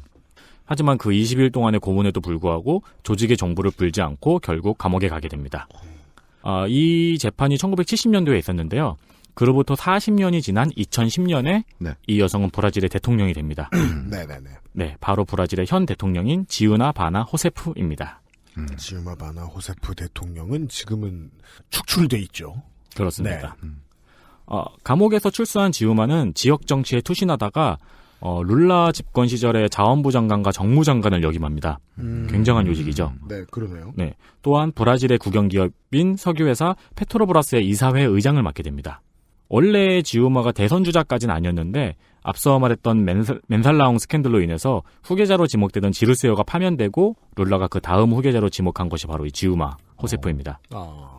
그런데 호세프가 대통령이 되었을 때의 책임감은 막중했습니다. 일단 전임자가 너무 잘했잖아요. 그것도 그렇고 자기 임기 중에 유전이 또 터질 리도 없고. 그렇죠. 일단 전 세계 원자재 시장이 호황을 끝내고 내리막으로 돌아서고 있었고 중국과의 무역도 예전 같지 않게 됩니다. 네, 중국이 내리막을 걷기 시작했죠, 또. 네, 그와 동시에 원자재 시장도 내리막을 걷게 되고요. 또 룰라가 월드컵과 올림픽의 유치를 성공시켜놓고 퇴임해서 이거를 준비하는 과정에서도 마찰이 일어나게 됩니다. 네, 그 뒤부터는 이제 우리가 스포츠 기자들의 리포트를 통해서 많이 알고 계신 그겁니다. 브라질의 인프라가 얼마나 부족한가. 네. 국토 대비 그 도로의 비율이 가장 낮은 국가 중 하나라고 하죠. 이런 정도로 이제 GDP가 센 나라가. 그러니까 돈 많은 사람들이 헬기로 출근하는 거죠. 도로가 없어서. 네. 그 말씀하신 대로 국가 인프라가 매우 부족한 상태인데 중산층이 늘어났잖아요. 가족복지기금으로. 그러니까 이 국가 인프라 확충에 대한 요구의 목소리가 높아지는 겁니다. 그러니까 교육을 시켜놨으니 일자리를 깔아라. 만들어야 되고 일자리를 만들면은 도로를 깔아야 되고 대중교통이 있어야 되고 여러 가지가 필요해지는 거죠. 그리고 그럼에도 불구하고 빈부격차, 도시 빈민은 여전한 브라질의 문제로 남아 있습니다. 이런 상황에서 월드컵 준비와 올림픽 준비에 예산이 쏟아지는 것에 불만을 표한 시민들이 거리로 나와서 우리가 본 그 시위들을 한 거죠. 그렇습니다. 네. 그 신기한 게 또 월드컵과 올림픽이 되게 한 6년 사이에 연달아 개막을 하잖아요. 맞아요. 그러니까 들어가는 예산이 어마어마한 거죠. 네. 월드컵 반대 개최 시위에서 호세프는 경찰들에게 시위대를 강경 진압하지 말 것을 명령했다고 해요. 그리고 거리를 두고 최소한의 개입과 안전 유지로 시위대를 진정시켰습니다. 그러나 이제 그 브라칠 사건이 벌어지죠. 브라칠 사건. 네, 브라질이 독일한테 7대1로 패하는. 야, 난 무슨 진짜 이 사건인 줄 알았어요. 사건명인 줄 알았어요. 아, 그건 이제 저 알사 같은데 가서 검색을 해보면 브라칠이라고 네, 나오고. 이건 뭐 저기 히딩크 오대영 감독 같은 거네요. 전 예전에 유니텔에서 그런 거 봤었어요. 그게 유니텔. 예. 이 아저씨야. 네. 98년에 네. 98년 프랑스 월드컵 결승을 기억하시는지 모르겠어요. 청취자 여러분들이. 프랑스 대 브라질이었습니다. 그러니까 개최국 2점을 빼면 브라질의 낙승을 보통 예상을 했었습니다. 맞아요. 깨졌죠. 예. 그때 얼마 안 가서 국회에서 청문회가 열립니다. 브라질 국회에서. 뭐가 문제였는가. 뭐가 문제긴 남의 집 가서 했으니까 그렇지. 어웨이가 문제인가. 근데 아니 브라질처럼 막 우승 5번 하고 이런 나라들은 사실 어웨이에서 해야 되는 거잖아. 우승을. 그렇죠. 그러니까 여기서 제가 궁금해서 나중에 지금 이제 아카이브 뒤져가지고 진짜로 그런 일이 있었다도 봤거든요. 진짜 있었더라고요. 월드컵 결승에서 졌다고 청문회가 열린 나라예요. 이건 뭐냐? 축구는 전국을 뒤흔들 힘이 있어요. 브라질에선. 그러니까 실제로 브라질에서는 축구에 지면은 대통령 지지율이 흔들립니다. 게다가 실제로 이거는 브라질에서 열린 월드컵. 그 대통령이랑 뭔 상관입니까? 축구가.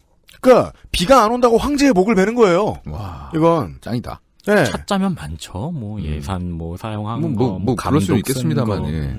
4.2 이렇게 하라고 대통령이 얘기할 것도 아니고. 그러니까 그걸 국민투표에 붙이려고 할 수도 있어요. 생각해보니까 룰라 대통령 집권 시기에 우승도 했네요. 그렇죠. 행운이네요. 점철된 행운. 완벽한 사람이구나. 예. 그 심지어 브라질에서 연 월드컵이었잖아요. 그죠. 그러니까 뭐 비싼 돈 들여가지고 독일의 우승컵을 바쳤다는 얘기를 듣는 거죠. 네. 그리고 이 월드컵 이전에 리오데자네이루 근처에 빈민가를 소탕합니다.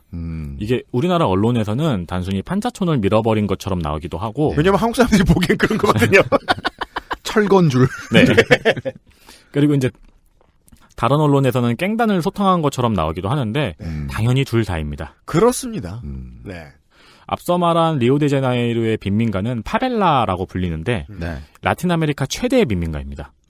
브라질 정부는 이 빈민가를 군경과 장갑차와 헬기를 동원해서 장악을 합니다. 그래야 했답니다. 그러니까 이래서 빈민가라고 부르면 안 되는 거예요. 무장지대인 거지. 네. 그렇죠. 네. 그러니까 말 그대로 진짜 내전 수준인 거예요. 이게 어느 정도냐면은 이 지역을 장악하면은 그 군대가 국기를 개항했다고 해요. 신기합니다. 자국인데. 네. 그 무슨 개척시대인 거예요. 네. 월드컵 하려고. 그것도 작전도 이렇게 지역을 장악한 다음에 그 지역을 평정하고 다음 지역으로 넘어가고 그런 식으로 네, 작전을 했다고 해요. 진짜 모던 워페어네요. 네. 예. 근데 그게 이제 무슨 브라질리아 근처에 있는 개발 안 된 산악지대, 뭐 정글지대 그런 것도 아니고 도심에. 예. 제2의 도시 아니에요, 이 나라에. 네. 인구 2번째로 많은 상파울로 다음으로. 그런 곳을. 경기장 바로 옆. 네. 무슨, 우리나라로 치면, 사직구장 옆에 동네를. 무슨 빈민가가 있다 쳐! 지금 다 아파트지만. 네, 반대로 생각하면은. 네. 우리나라 철거민들은 되게 무력하게 밀려났잖아요. 네. 그때 이렇게 저항했더라면 어땠을까. 그러니까 이래서 무기가 필요해요? 그러니까 이래서 총기에 대해서 사람들이 늘 유혹을 느끼는 거예요. 우리에게도 RPG가 있었다면 포터에 실어 시즈를 한 뒤에 예. 당연히 이 빈민가를 장악하는 과정에서 무고한 빈민들의 피해도 있었고 한편으로는 장악한 지역에 깽단이 소탕돼서 빈민촌 주민들에게 평화가 찾아왔다고 하기도 합니다. 네. 그러나 장악 지역은 외국인들에게 보이는 일부의 지역일 뿐이죠.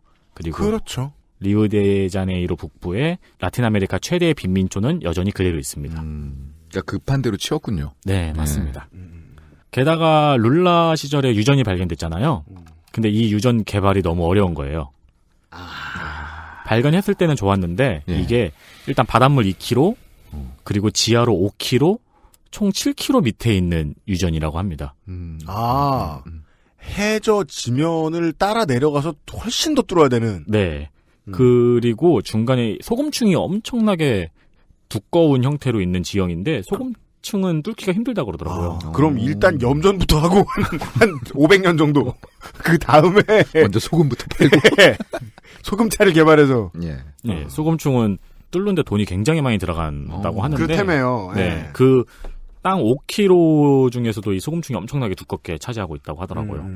그렇기 때문에 이 개발이 어려워지고 여기에 천문학적인 금액이 들어가는 거죠.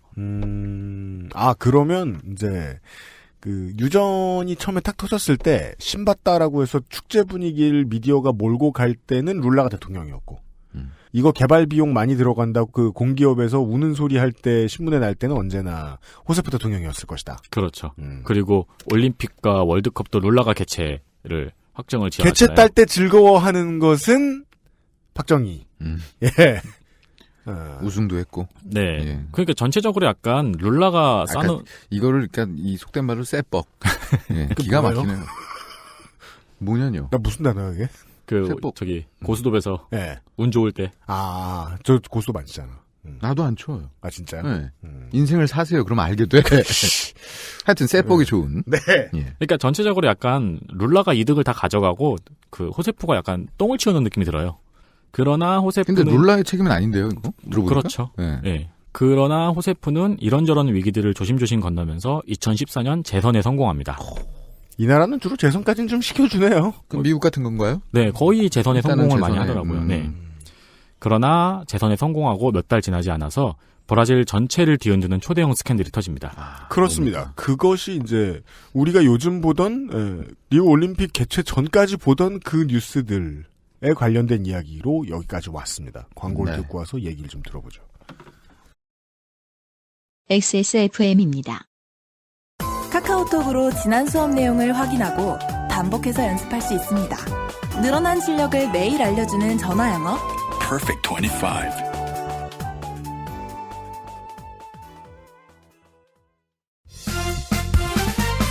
바른 선택, 바른 선택. 1599. 아이 참 과장님, 아임닭 큐브잖아요. 국내산 현미가 들어가서 정말 부드럽고 다이어트에 딱이라고요. 질리지도 않고 먹기도 간편해서 요즘 다이어트하는 사람들은 다 이거 먹어요. 닭가슴살을 가장 맛있고 간편하게 먹는 법, 프리미엄 세이프 푸드 아임닭. 30분 전에는 월급 스캔들을 이야기했는데요. 지금은 페트로브라스라는 기업에 대해 말할 겁니다. 이 기업은 반국영 반민영. 한국에는 흔치 않은 패턴이죠. 예.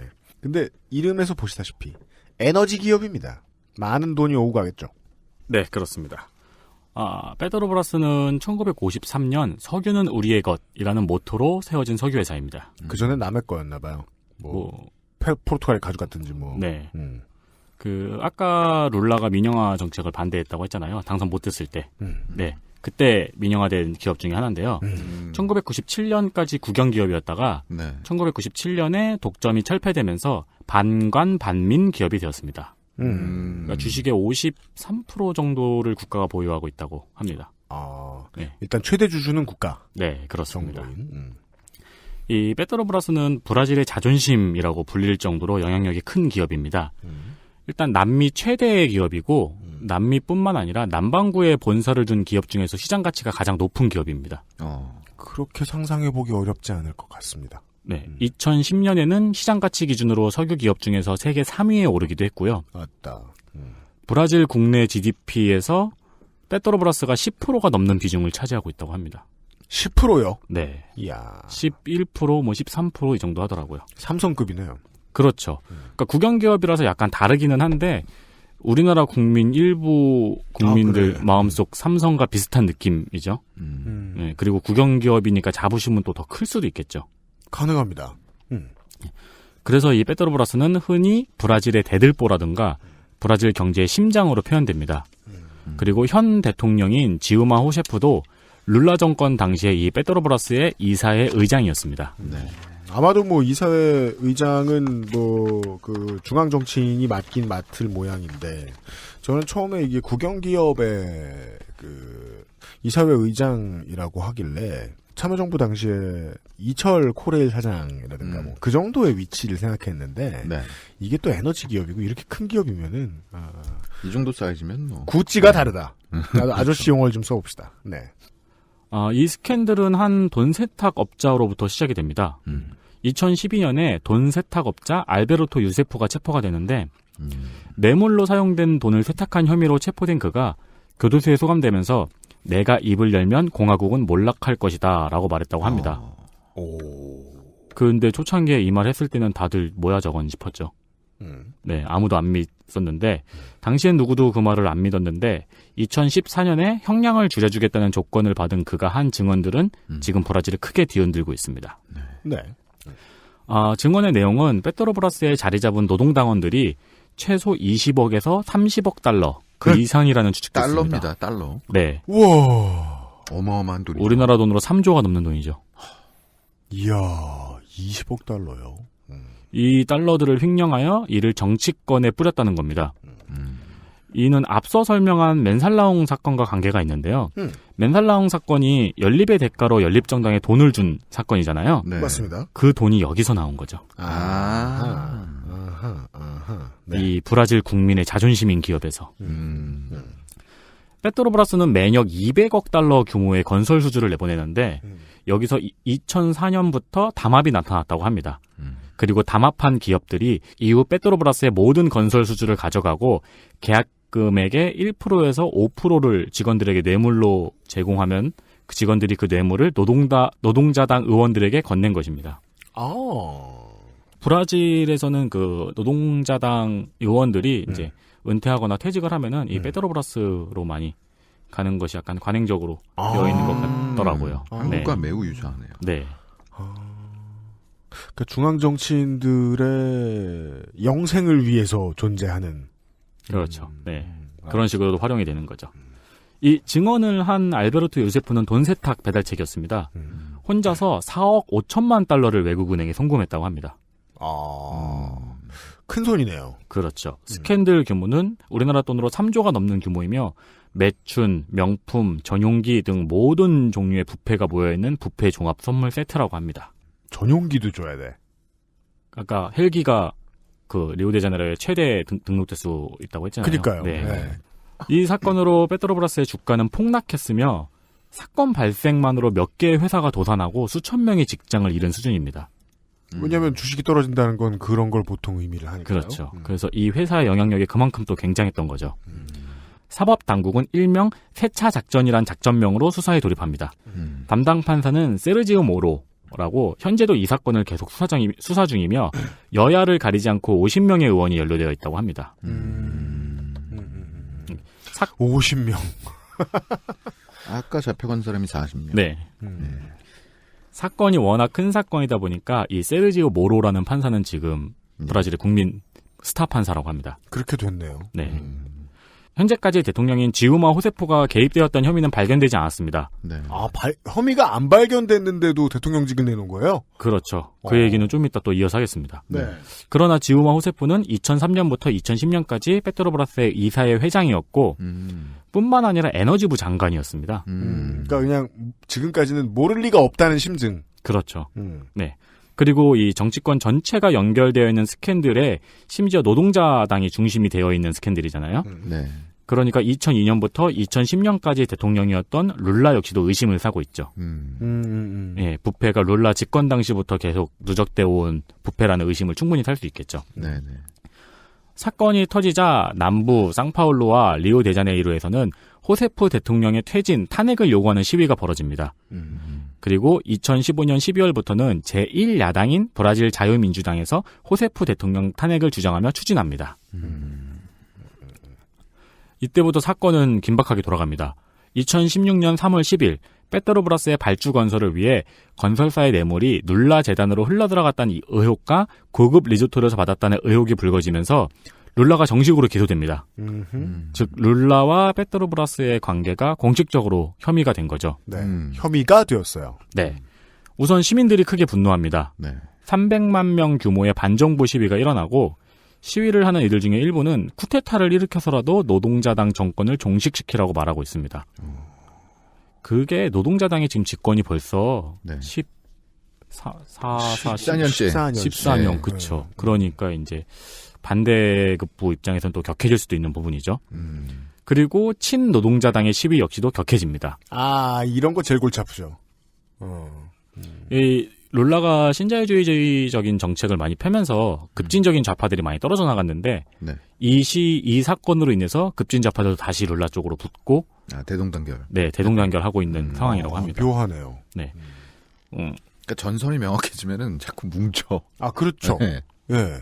전선이 여기서 명확해진다는 것도 참 묘하고. 근데 이 시위도 자세히 살펴보면 특별한 점이 있습니다. 룰라와 호세프 대통령을 반대하는 이들은 주로 초록색과 노란색 옷을 입고 시위에 참여하는데 그 사진들을 살펴보면 모두 백인입니다. 원래 우파는 먹고 살만하며 국기를 잘 동원하죠? 그렇습니다. 그리고 친노동자당은 이 노동자당에 새긴 빨간색 옷을 입고 시위를 합니다. 근데 역시 시위 사진을 보면 모두 흑인입니다. 아, 그래요? 네. 그럼 현재까지는 이제 먹고 살만한 백인들, 우파 쪽이 승리하는 구도인 거 아니에요? 그렇습니다. 3월 14일 호세프 대통령은 갑자기 룰라를 수석 장관에 임명하겠다고 발표합니다. 이건 무슨 뜬금없는. 장관은 면책 특권이 있죠. 아, 살려주려고? 네. 아니, 근데 한 나라의 대통령을 2번이나 한 사람이 장관으로 임명이 됩니까, 이 나라는? 그러니까 이제 이 사건을 수사하던 모로 판사가 빠개돈 거죠. 그래서 룰라와 호세프 대통령의 수사 녹취록을 공개해버립니다. 그러니까 이 녹취록이 룰라하고 호세프 대통령이 통화했던 내용이 수사 중에 수집이 된 거예요. 네, 그 녹취록을 공개해버렸는데 룰라가 보호를 받기 위해 호세프 정권에 들어가진 않을 거야 라고 말하고 호세프 대통령이 일단 장관 임명장을 보낼 테니까 받아뒀다가 필요할 때 쓰라고 얘기합니다. 그러니까 룰라가 오케이라고 애매하게 대답합니다. 이거는 약간 민망했구만요. 룰라도. 이거는 그냥 반대파들이 볼 때는 매우 승질나는 상황. 그리고 여당파들이 볼 때는 그냥 아무것도 아닌 상황이네요. 예. 예. 당연히 브라질의 반대파들은 폭발합니다. 그러니까 반대파들이 더 화나게 해주는 수준이랄까? 그렇죠. 예. 호세프는 방어적인 의미의 임명이 아니라고 발표하지만 씨알도 안 맥히죠. 그런 말은 할 필요가 없는 말. 그렇죠. 3월 17일 브라질 남부의 대규모 반대 시위에도 불구하고 호세프는 룰라를 장관으로 임명시킵니다. 남북 갈등이 됐군요, 이게. 네. 그리고 그 다음 날인 3월 18일 법원은 장관 임명 효력을 정지시키지만 브라질 상급 법원은 이를 기각시킵니다. 그리고 대신 장관 임명을 유예시킵니다. 면책 특권 유지요. 네, 면책 특권은 유지가 되죠. 장관으로서의 어떤 이제 직무는 수행을 하지 못하고. 이러는 와중에 그 룰라의 88년 연설 중에서 브라질에서 가난한 이들이 도둑질을 하면 감옥에 가지만 부자가 훔치면 장관이 됩니다. 어머나. 라고 말한 것이 부각되면서 룰라를 조롱하는 여론이 늘어나죠. 그러니까 이거 그거잖아요. 이거 얘기는 하지 말자. 왜, 뭔데? 아니요, 그거 박근혜로 막 보고. 박근혜 대통령 뭐? 그런 거 있잖아요. 박적박. 네, 뭐 그런 거. 과거의 김문수. 그렇지. 젊은 김문수가 늙은 김문수를 치다. 뭐 이런 것 같은. 이 와중에 노동자당의 제1연정 파트너, 아까 연정의 개념에 대해 설명을 드렸었죠. 제1연정 파트너인 브라질 운동장? 죄송합니다. 아니에요? 네, 운동당. 브라질 민중운동당이 오타군요. 오타 굉장하시네요. 오타가 너무 죄송합니다. 아니 사실 여기까지 계속 참았어. 오타 되게 많죠. 되게 많죠. 바빠가지고 그래. 네. 브라질 민중운동당이 연정 탈퇴를 선언합니다. 이 브라질 민중운동당은 하원에서 노동자당 다음으로 의석수가 많은 당입니다. 네, 그리고 상원에서는 최대 의석수를 가진 당입니다. 아하, 제2당이군요. 네. 그러니까 브라질 민중운동당이 탈퇴하면은 호세프 정권은 여소야대가 되는 거죠. 열댓 개 당이랑 연정을 해도 이거 하나 빠지면. 그렇죠. 분당 사태. 네. 그러니까. 사실상에. 이건 뭐 소련 연방의 우크라이나 같은 구찌구만. 뿐만 아니라 브라질의 현재 부통령인 미세오 테메르 역시 브라질 민중운동당 소속입니다. 지지 세력에서 부통령을 빼먹게 되는 상황이 나온다. 그렇죠. 즉 이 당의 연정 탈퇴는 노동자당에서 가장 큰 타격이 되는 거죠. 그리고 무엇보다 큰 문제는 탄핵입니다. 탄핵에 찬성표를 던질 수 있다. 그렇죠. 얘네들이 빠져나가서. 네. 이 브라질 민중운동당은 1985년 이후로 한 번도 대통령을 배출한 적이 없는 당입니다. 그리고 최근에는 대통령 후보도 낸 적이 없습니다. 위키백과에 브라질 정당을 검색하면은 브라질 민중운동당에 대한 설명이 중도주의 포괄 정당이라고 적혀 있습니다. 아무것도 아닌 당. 네. 그러니까 정치적 노선이라는 것이 희미하고 이 연정의 형태로만 영향력을 발휘하던 당인 거죠. 즉 국민들의 당이군요. 네. 폄하하지 마세요. 알았어요. 네. 이러한 당의 연정 탈퇴는 대통령에 대한 부정적 여론이 높아지면서 이 자신들도 같이 위험에 빠지는 것을 두려워한 선택이고 그리고 지극히 민주당적인 선택이죠. 네. 됐어요? 호세프 대통령에 대한 탄핵 사태에서 부통령의 자리를 방어하려는 의도가 있는 거죠. 이 한 자리 사수하기 위한. 그렇죠. 그리고 어떻게 보면 방어 수준이 아니고 아예 정권을 차지할 수도 있는 기회가 될 수 있죠. 실제로 지금 그 기회를 살리기 위해서 무던 노력하고 있다는 것 정도는 알고 있습니다. 네. 확실히 국민들의 당이네요. 네. 정확히 호세프 대통령의 탄핵 프로세스는 첫 번째로 먼저 하원 의장이 탄핵 청원을 접수합니다. 그리고 탄핵위원회를 구성하고 청원 심사를 시작합니다. 이 권리는 하원 의장만 가질 수 있는 권리입니다. 그리고 이 하원 의장도 브라질 민중운동당 소속입니다. 그러니까 실제로 하원 의장이 되게 막강한 권력을 보통 가지고 있는데 이거를 연정하면서 넘겼군요, 이 자리를. 그렇죠. 이 당에게. 그리고 하원에서 하원 513석 중 3분의 2, 즉 342명이 찬성하면은 대통령의 권한이 정지되고 부통령이 직무를 대행하게 됩니다. 드디어 집권. 그러니까요. 집권. 85년 이후에. 탄핵 보고서가 상원으로 넘겨지고 상원에서 3분의 2 이상이 찬성하면 탄핵이 결정되는데 2016년 4월 18일에 이 테메르 부통령이 직무 대행 취임사 연습을 하다가 걸립니다. 아직 탄핵이 안 된 상태에서 그게 걸릴 건 또 뭐야? 어디 종로 3가에서 한 거예요? 휴대폰에 녹취한 게 유출됐어요. 그냥 자기가 녹음한 건데 들어보려고. 모니터링. 그래서 안드로이드 쓰면 안 된다. 정치인들 조심해야 돼. 진짜 이거 웃기다. 얼마나 설렜을 거예요. 나 집권한다, 집권. 그니까요. 네. 그리고 4월 18일에 하원 의정 쿠냐에 의해서 탄핵안 투표가 시작됩니다. 이게 약간 웃긴 게 원래 처음에 탄핵 여론은 이 페트로브라스 스캔들에 대한 책임이었는데 대통령이 연관되었던 혐의가 지금까지 나오지 않았습니다. 그러자 탄핵 사유를 정부의 재정회계 조작으로 돌립니다. 그러니까 가만히 있어봐요. 검찰은 최초의 혐의를 잡고 수사를 했는데 국회의원 50명을 얽어 들어갈 정도의 큰 사건이었는데 대통령이 실제로 얽혀 있다는 증거가 아직 안 나온 상태에서 의회는 탄핵을 해야겠으니까 사유를 바꿨다. 네, 사유를 은근슬쩍 그 재정회계 조작으로 바꾼 거죠. 왜냐하면 기왕에 취임 연설은 준비됐거든. 쓴 김에 실망시키기 싫거든. 어디서 많이 본 듯한 그림인 것 같기도 하고요. 근데 몇몇 언론에 따르면은 이 재정회계 조작은 1970년대부터 쭉 관행적으로 시행해오던 일이고 룰라 집권 때도 계속 해왔던 일이라고 합니다. 재정회계 조작. 네, 한 언론에서는 대통령이 스프레드 시트 값이 잘못 나왔다는 이유로 탄핵될 위기에 처했다고 했습니다. 그죠. 이러면 탄핵하는 가장 중요한 주체는 의회가 아니라 엑셀이죠. 네, 마소죠. 마소죠. 무슨 피벗 테이블을 잘못 입력했다. 뭐 이런 이유로. 근데 이게 만약에 분식 회계를 하기 위해서 이런 거라고 하더라도 한국에서 그 의회가 돈 만지면서 제일 크게 하는 실수는 보통은 요즘 많이 지적되는 건 쪽지 예산이잖아요. 쪽지 예산 가지고도 몇천억 왔다 갔다 하거든요. 그 정도 크기의 실수도 아닐 것 같은데요. 얼른 듣기에는. 그러게요. 관행적으로 쭉 해왔었고. 이 탄핵 투표는 특이하게도 우리처럼 이렇게 막 딱 눌러가지고 몇 표 대 몇 표입니다 이렇게 하는 게 아니고 의원 한 명 한 명이 나와서 원샷을 받습니다. 우와. 그리고 자기 의견을 짧게 이야기하고 찬성 반대를 말하는 방식으로 생중계가 됩니다. 시간이 오래 걸려서 그렇지 좋은데요? 그러니까 이 시위를 하던 시민들은 거리에 있는 대형 스크린에서 이걸 지켜봅니다. 그러면은 그거 아니야. 저 서바이버에서 탈락자 투표하는 방식 아니야. 이름 딱 쓴 다음에 넌 정말 재수 없어. 잘 가. 이러고서 딱 이렇게 넣는. 횃불 꺼지기 전에. 자기 투표에 대한 책임을 굉장히 크게 지겠네요. 그렇겠죠. 네. 그러게요. 정치인 유권자의 대표 한 사람들이 자기 투표 내용을 다 책임져야 되는군요. 그래서 마지막 342번째 찬성표가 나오자 탄핵을 주장했던 브라질 시민들이 환호한 사진이 그대로 언론을 타죠. 브라질을 지켜보는 어떤 사람들은 이것을 브렉시트 같은 바보 같은 결정이라고 생각했을 수도 있겠네요.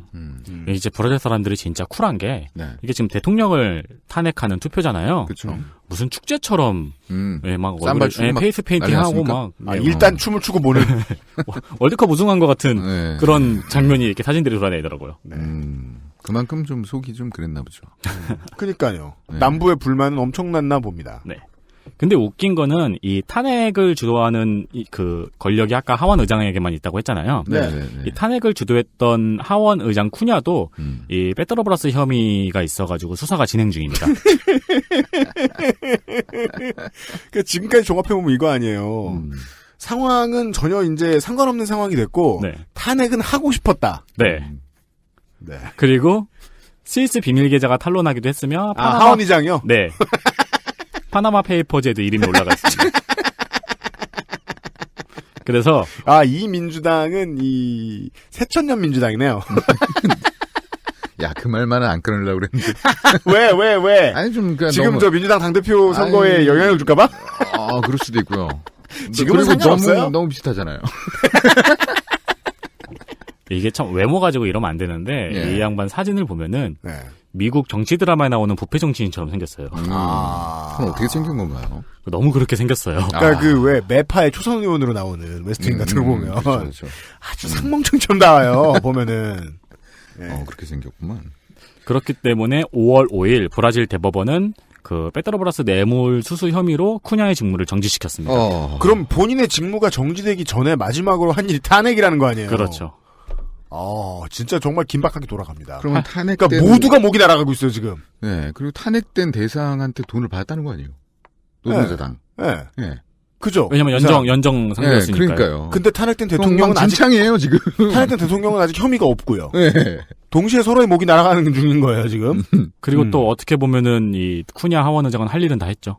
그러니까요. 그건 그러네. 할 일 쓰일 만큼 쓰였어요, 또. 그리고 이제 쿠냐의 직무가 정지되니까 바우디우 마라냐옹이라는 사람이 하원 임시 의장직을 맡습니다. 근데 이 사람은 탄핵 반대론자였습니다. 그래서 임시 의장직을 맡자마자 탄핵 무효를 선언합니다. 그 하원 의장은 정말 막강하군요. 이 양반들 축구하는 겁니까? 왜 이렇게 긴박해? 그러니까 이거는 거의 무슨 문전 앞 같아요. 룰이 잘 설정되지 않은 보드 게임을 진행하는 듯한 느낌이에요. 장난 아니네요. 예. 그러니까 탄핵 과정에 당 지도자들의 간섭이 있었다고 말하면서 탄핵 절차에 문제가 있었다고 그렇게 주장을 하고 탄핵 무효를 선언하는데 그 다음 날 갑자기 자신의 주장을 번복하고 무효가 아니라고 이야기합니다. 하룻밤 사이에 무슨 일이 있었는지는 아무도 모르죠. 우리는 항상 대부의 그 장면을 떠올립니다. 말머리. 그 말머리 모양 쿠션도 있는 거 아시죠? 진짜요? 네.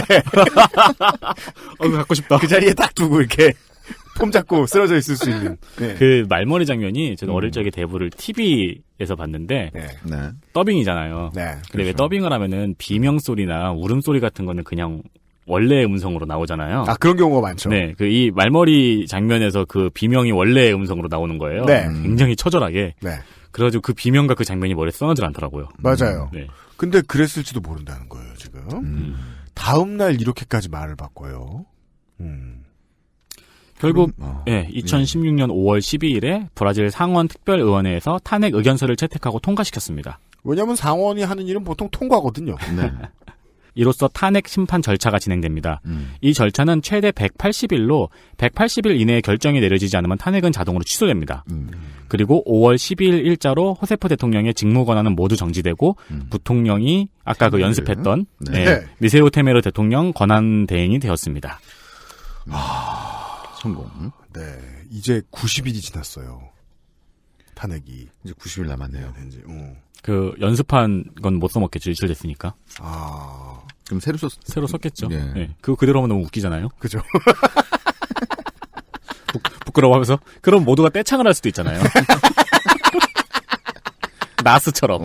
중간에 어디 이렇게 마이크 상대방에 넘기고. 아니면 자기는 더블링만 치고. 그렇죠. 마이크 줘. 사람들한테. 손가락으로 다이아몬드 그리고. 네. 이 테메르 권한대행은 임무를 시작하자마자 내각을 모두 친기업 성향의 백인 남성으로 바꿔버립니다. 이것도 지금 임무를 시작하자마자 개각을 했다는 게 개각을 할 필요가 없었으니까 가만히 있는 사람들이 있을 거 아니에요. 즉 혐의가 딱히 없어서 그냥 지금에 하고 있는 장관직은 수행해도 되는 사람들이 많이 있었을 텐데 국민이 권한을 준 대통령도 아니고 대통령 권한대행인 사람이 들어와서 개각부터 했다. 라는 건 탄핵을 할 다른 이유가 분명히 있었다는 걸 자꾸 확증시켜줘요. 그렇죠. 심지어 지금 탄핵이 결정된 것도 아니잖아요. 네. 결정된 것도 아닌데 권한대행이 되자마자 내각을 모두 바꿔버려요. 참 급하네. 그렇게 해서 재무장관에서 시장 친화적 인사를 기용하고 과학장관에는 진화론을 믿지 않는 복음주의 성직자 마르쿠스 페레이라.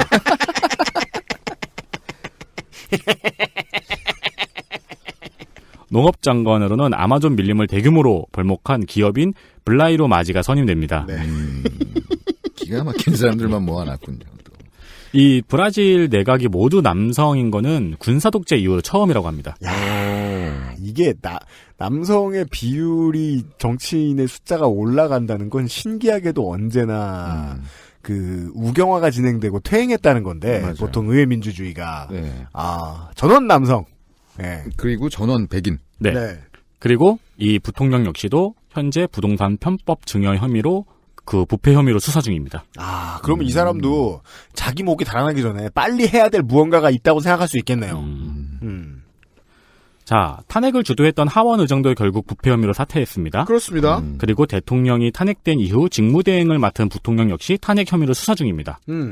뿐만 아니라 처음부터 탄핵을 주장했던 제1야당은 브라질 사회민주당이라는 당인데 이 당의 당대표 역시 부패 혐의로 수사 중입니다. 그 상황이 이러면 일반 의원들은 말할 것도 없겠죠. 네. 전체 의원 수 중에서 가반 이상이 현재 부패 혐의로 수사 중이라는 집계도 있습니다. 멋집니다.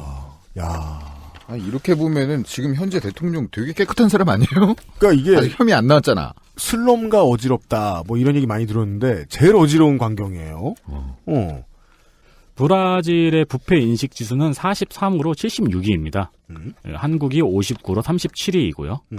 상황이 이러니까 지금 누가 누굴 탄핵하느냐는 여론이 당연히 생기죠. 네. 네거티브 정치 공세는 세상 어느 나라를 가나 누가 더 더럽냐의 싸움이거든요. 지금 승자는 분명히 탄핵을 시킨 쪽인 것 같긴 해요. 네. 그리고 이 페트로브라스 스캔들이 거의 이제 의원 전체에 뿌리 박혀 있는 거대 스캔들이다 보니까 노동자당을 제외한 모든 의원들이 지금 희생양이 필요한 거죠. 그리고 가장 효과적인 희생양은 룰라와 호세프인 거죠. 지금까지 해먹은 사람들. 네. 그리고 이제 집권을 해먹은 사람들. 집권을 했던 사람들과 가장 상징적인 의미가 큰. 사실 룰라 대통령이 비리 혐의로 뭐 어떻게 됐다 그러면은 짠챙이들은 보이지도 않죠. 그렇죠. 그래서 이 룰라와 호세프를 제물 삼아서 자신들의 부패를 가리려는 의도로 현재 움직이고 있다는 진단도 나오고 있습니다. 올림픽 개막을 앞두고 테메르 권한대행은 호세프와 룰라가 개막식에 참석했으면 좋겠다는 의사를 비쳤습니다. 이건 또 뭔 멘탈입니까? 그래도 이제 여론 의식하고 하는 거겠죠.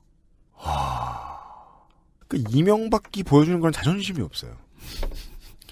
무슨 사람들이 환호해야 될 때 그 봉화에 사람을 보내서 한번 올라오시라. 그러지 않았어요. 그렇죠. 자기가 언제나 나 또 무대 나가야 되는데. 이 초청 때문에 호세프 역시 참석을 고려해보겠다고 했습니다. 그러나 브라질 정부 대변인은 호세프의 자리는 대통령의 자리나 그 옆자리가 아닌 테메르 권한대행 자리 아래라고 발표합니다. 그래서 룰라와 호세프는 개막식에 참여하지 않았습니다. 그렇다면 지금의 간이 정부가 아니고 그 임시 대통령 권한대행이 원하는 그림은 이제 내가 얘네들을 생포했다. 그렇죠. 내 컬렉션이다, 그렇죠. 이제. 뭐 상징적인 장면을 남길 수도 있었겠죠. 그랬겠네요. 실제로 개막식에서 호세프 대통령은 아무래도 이제 권한대행이다 보니까 연설은 안 하고 그냥 개막을 선언합니다라는 그렇죠, 10초 정도의 짧은 말만 했는데 사실은 연습회 때 날렸을 수도 있어요. 그렇죠. 예. 네, 자세히 들어보면은 그 사이에도 야유가 굉장히 큰 야유가 들려옵니다. 아 진짜요? 네. 아 현임 대통령의 권한을 가지고 있는 사람한테 무가 나온다. 신기합니다. 그 짧은 사이에 환호와 야유가 동시에 들려옵니다. 이야. 지금 언론이 아니라 여론지형은 어떻게 돼요? 한 5대5? 지금 시위 자체는 리오데자네이루하고 상파울루에만 좀 집중되어 있기 때문에 예, 반대 여론이 더 부각이 많이 되고 있는 거고요. 사실 북부 지역은 뭐 인프라도 제대로 조성되어 있지 않고 그렇기 때문에 어떤 시위가 조직될 만한 환경이 아니에요. 그렇기 때문에 시위가 주로 일어나는 상파울루나 리오데자네이루에서는 백인들이 모여서 할 것이다. 네, 반대 집회가 훨씬 더 크게 보이고 있죠. 그 점이 또 여론을 미디어에 나오는 이미지를 또 망가뜨려 놓네요. 아까 말씀드렸던 빈민가에서 무슨 시위를 하나요? 전쟁을 하면 하겠죠. 그렇다면 이쯤 오면은 이 리오데자네이루에 있는 그 빈민가를 청소했다는 얘기도 순수하게 들리진 않네요. 아까 들었던 얘기도. 아 근데 그건 호세프 대통령이 한 거니까. 그거는 이제 올림픽 때문에 급해서. 그런 걸까요? 네. 알겠습니다. 근데 모든 지금 이 깨끗하게 보이지 않아요. 네. 네. 그렇다고 얘기하고요. 그럴 수도 있을 것 같아요. 네. 그러니까 의회민주주의가 정착하지 못한 대부분의 나라들이 늘 겪는 일인 것 같아요. 그러니까 누가 더 더럽냐 싸움에서 더 더러운 쪽이 승리하는 모습들. 7월 28일에 룰라는 수사 과정에서 자신이 인권 침해를 당하고 있다고 유엔에 탄원서를 제출합니다. 슬픕니다. 전임 대통령이 탄원서를 낼 곳이 유엔밖에 없다니요. 네, 이에 대해서 반기문은 콧방귀. 실제로 브라질 여당 너는 충청도 출신인가? 아님. 네. 그 여당이 실제로 뭐 어떤 아무런 의미도 없을 거라고 발표하기도 했습니다. 상징적인 의미도 실질적인 그렇죠. 의미도 그러니까요. 반기문은 지금 딴 거 하고 있거든요. 지금 반기문 얼굴에 홍조를 띠고 있잖아요. 기름 바르고 있죠. 내가? 내가? 성대모사요.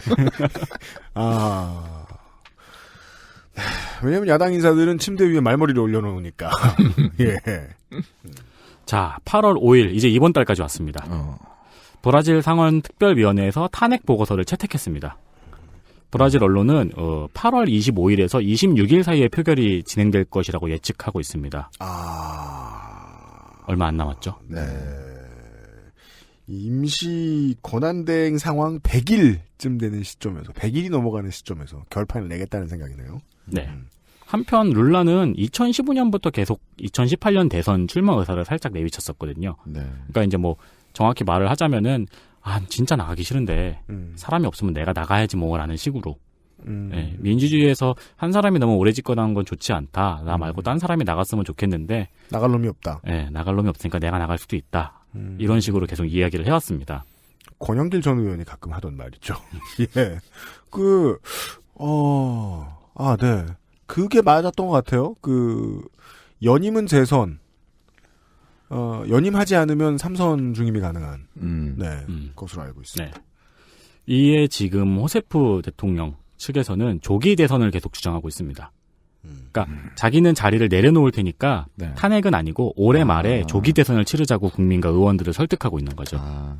그냥 여기서 그냥 일단 손 털고 다시 해. 나는 내려놓을 테니까 대선을 다시 치르자.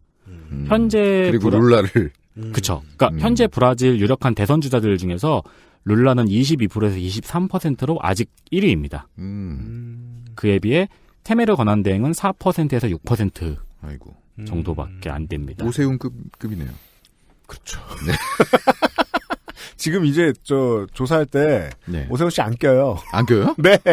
안 껴줘요. 지난번 탈락 어떡해. 이후로, 지난번 낙선 이후로. 그래요? 네. 그러니까 이제 탄핵이 실패한 후 이 대선 위기가 노동자당으로서는 유일한 탈출구죠 지금. 국민에게 직접 묻자. 네. 그렇게 해서 룰라가 당선이 돼서 이 집권을 놓치지 않는 게 지금 노동자당이 할 수 있는 가장 좋은 탈출구이죠. 네. 이런 얘기였어요. 네. 물론 이것만 들어가지고는 실제 상황이 어느 정도일지 감을 잡기가 쉽지는 않은데 예. 그래도 어느 정도 우리가 또 아저씨들이잖아. 아저씨들 이런 촉 좋습니다. 예. 아주 몰랐을 때보다는 좀 보이네요. 그러게요. 예. 일단 엉망인 게 알 것 같고 예, 여기 얼마나 왜 이렇게 엉망인지 알 답답한가? 것 같고 예. 여기 왜 이렇게 답답한가? 네. 예. 첫 번째로는 이제 그 토지 환수가 안 됐기 때문이다. 그렇죠. 예, 재분 토지 개혁이 안 됐기 때문이다. 예. 근데 그걸 저기 우리나라부터 시작해야 됩니다. 네. 뭘 브라질한테 권하해? 여기도 안 되고 있는데요. 그 다음으로는 너무 켜켜이 쌓인 부패는 뭐 개혁한다고 8년 10년 뭐 해봐야 잘 안 돌아간다. 씨알도 안 믿기네요. 네. 개혁을 얼마나 열심히 하려는 드라이브가 있었는지 모르겠지만 노동자당의 정권이 그동안 의지가 있었다면 충분치 못할 수밖에 없었던 것 같다는 정도의 느낌은 받았습니다. 그리고 지금 전국이 너무 긴박하게 돌아가다 보니까 추가를 안 한 부분이 있는데 이러는 와중에 브라질 경제는 지금 계속 곤두박질 치고 있습니다. 물론 그렇겠죠. 네. 물론 그렇겠죠. 네. 왜냐하면 스캔들에 연루가 되어 있는 게 최고의 기업이니까, 최대의 기업이니까. 그렇죠. 더더욱이 그럴 겁니다. 네, 브라질 이야기를 올림픽 특수를 타보려고 한번 해보았습니다. 바쁘게 준비한 윤세민 기자 수고 많으셨어요. 예. XSFM입니다. Perfect 25 English phone call service. 이거 말하는 거야? perfect25.com? Oh, you got it right.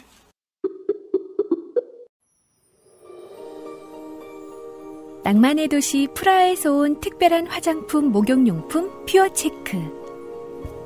마뉴팍투라의 수출용 제품을 합리적인 가격으로 국내에서도 만날 수 있습니다. 마뉴팍투라로 검색하세요. 이 엉킨 실타래가 크면 자꾸 두테르테 얘기하게 돼요. 두테르테처럼 썰어! 이렇게 해가지고 썰어서 해결하려는 놈들도 있죠. 근데 이게 이제 민주적인 절차, 민주적인 방식을 통해서 개혁을 진행하려고 하면 정말 수십 년도 모자란 것 같아요. 그렇죠. 그럴 때 민주주의가 괴로운 거예요. 맞아요. 집권은 바뀌게 돼 있거든요. 물 흐르듯이. 어떤 정권에서 심각한 부패가 자기들 발로 튀어나왔거나 아니면 기업 발로 튀어나왔는데 이 문제를 잘 막고 그 다음으로 열심히 나간다. 혹은 지난번 정부가 너무 심한 똥을 싸놔서 사람들이 다들 걱정했는데 그거를 또 그 다음번에 정권 바뀐 곳에서 잘 치워냈다. 라고 하면 그거는 그 잘한 정치인 자기 때에서만 잘한 게 아니고 원래부터 정치인들이 좀 잘하던 사람들이었다고 봐야 되는. 원래부터 시스템이 잘 작동하고 있었고 별 문제가 없는 편이라는 쪽으로 생각하는 게 맞는 것 같아요. 저는 이번 미국 대선의 트럼프 캠프를 보면서 그리고 공화당 내의 중진들의 움직임을 보면서 그 확신이 들었어요. 아무리 에너지 기업과 실리콘밸리와 유대인들 기업의 꼭두각시라고 하더라도 공화당 정치인도 날로 되는 게 아니구나. 잘난 애들이구나. 정치인으로 잘 키워졌고 시스템에 잘 복속할 수 있는 그러면서도 정치 잘할 수 있는 사람들. 이 공화당에 가 있구나. 그렇죠. 그러니까 트럼프의 비토를 날리죠. 그렇죠. 저기 원로가 그런 얘기 했지 않습니까? 그 공화당이 망하는 건 내가 참을 수 있어도. 존 맥케인이요? 나라가 망하는 건 참을 수 없다고. 그렇죠. 네, 그러면서 저지하기 시작해. 그래야 돼요. 그러니까 우리는 안 그러잖아요. 이 진영에 확 들어가잖아요. 네. 그러면은 똥이라도 그냥. 네. 보자고요. 늙디 늙은 이제 뭐 상도동계의 막내 출신들, 혹은 이제 뭐 한나라당 고문까지 하다 고만두신. 뭐 상도동계 중진들, 그러니까 이제 3당 합당으로 들어간 양반들 말이죠. 예. 그 사람들이 지금 뭐라고 막 해요. 도저히 이건 못 참겠다. 사석에서도 그런 얘기를 한다는 소리가 들립니다. 그 기사화도 어차피 안 돼가지고 모르는 거였지 우리가. 근데 집권 말기가 다가오는 여당의 새 당대표는 친박 중에 친박이 됐어요. 그렇죠. 예. 김무성 어떡해요? 그니까요. 그러니까 덕분에 그 사람은 제 눈에 이제 불쌍한 상도동계의 막내로 보이기 시작한 거예요. 얘가 못 막으면 큰일 난다는 생각이 들기 시작하는 거예요. 민생도 하고 다니는데 큰일 났네. 네. 만약에 지금 모두가 이 한나라당입니다. 새누리당의 당원들마저 암담해하고 있는 이 친박계에서 또다시 대선 후보를 내죠? 안 뭉치겠습니까, 설마? 저들이? 제일 잘하는 게 위기 상황에서 뭉치는 건데. 그렇죠. 또 열심히 절하고 다니고, 친박 재집권 하려고 애를 쓰겠죠. 트럼프를 보면서 미국이 부러워졌습니다. 그러니까 오늘 제가 얻은 지식은 그겁니다. 그 정치가 어떤 잘 돌아가면 그건 지금 정치인이 잘한 건 반도 안 된다. 원래 사람들이 되게 잘한 거다. 그 전부터. 네. 브라질은 큰일 났네요. 예. 지금 이제 한 2주 남았죠. 예, 그러네요. 이 방송을 들은 청취자분들과 우리가 조금 주목할 수 있을 만한 시간이고요. 그리고 우리가 아무리 저쪽 정치인들이 우리나라 정치인들에 비해 좀 덜 얍삽한 사람들이라 치죠. 그래도 정치인은 정치인인데 올림픽의 여운이 식기 전에 끝내려고 할 것이다라는 생각이 듭니다. 네. 올림픽 지금 청취자 여러분 들으시는 순간에 한 주쯤밖에 안 남았을 겁니다. 네. 예. 한번 구경해 보실 만한 사안일 것 같습니다. 네. 예. 한국에 은근 미러링 됩니다. 네. 요런 이야기를 들었습니다.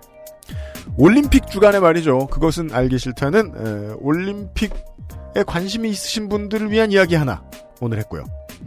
올림픽에는 영 관심이 없고 내 하던 덕질이나 계속 하련다 싶으신 분들을 위해서 내일의 방송으로 다시 찾아뵐 겁니다. 네. 예.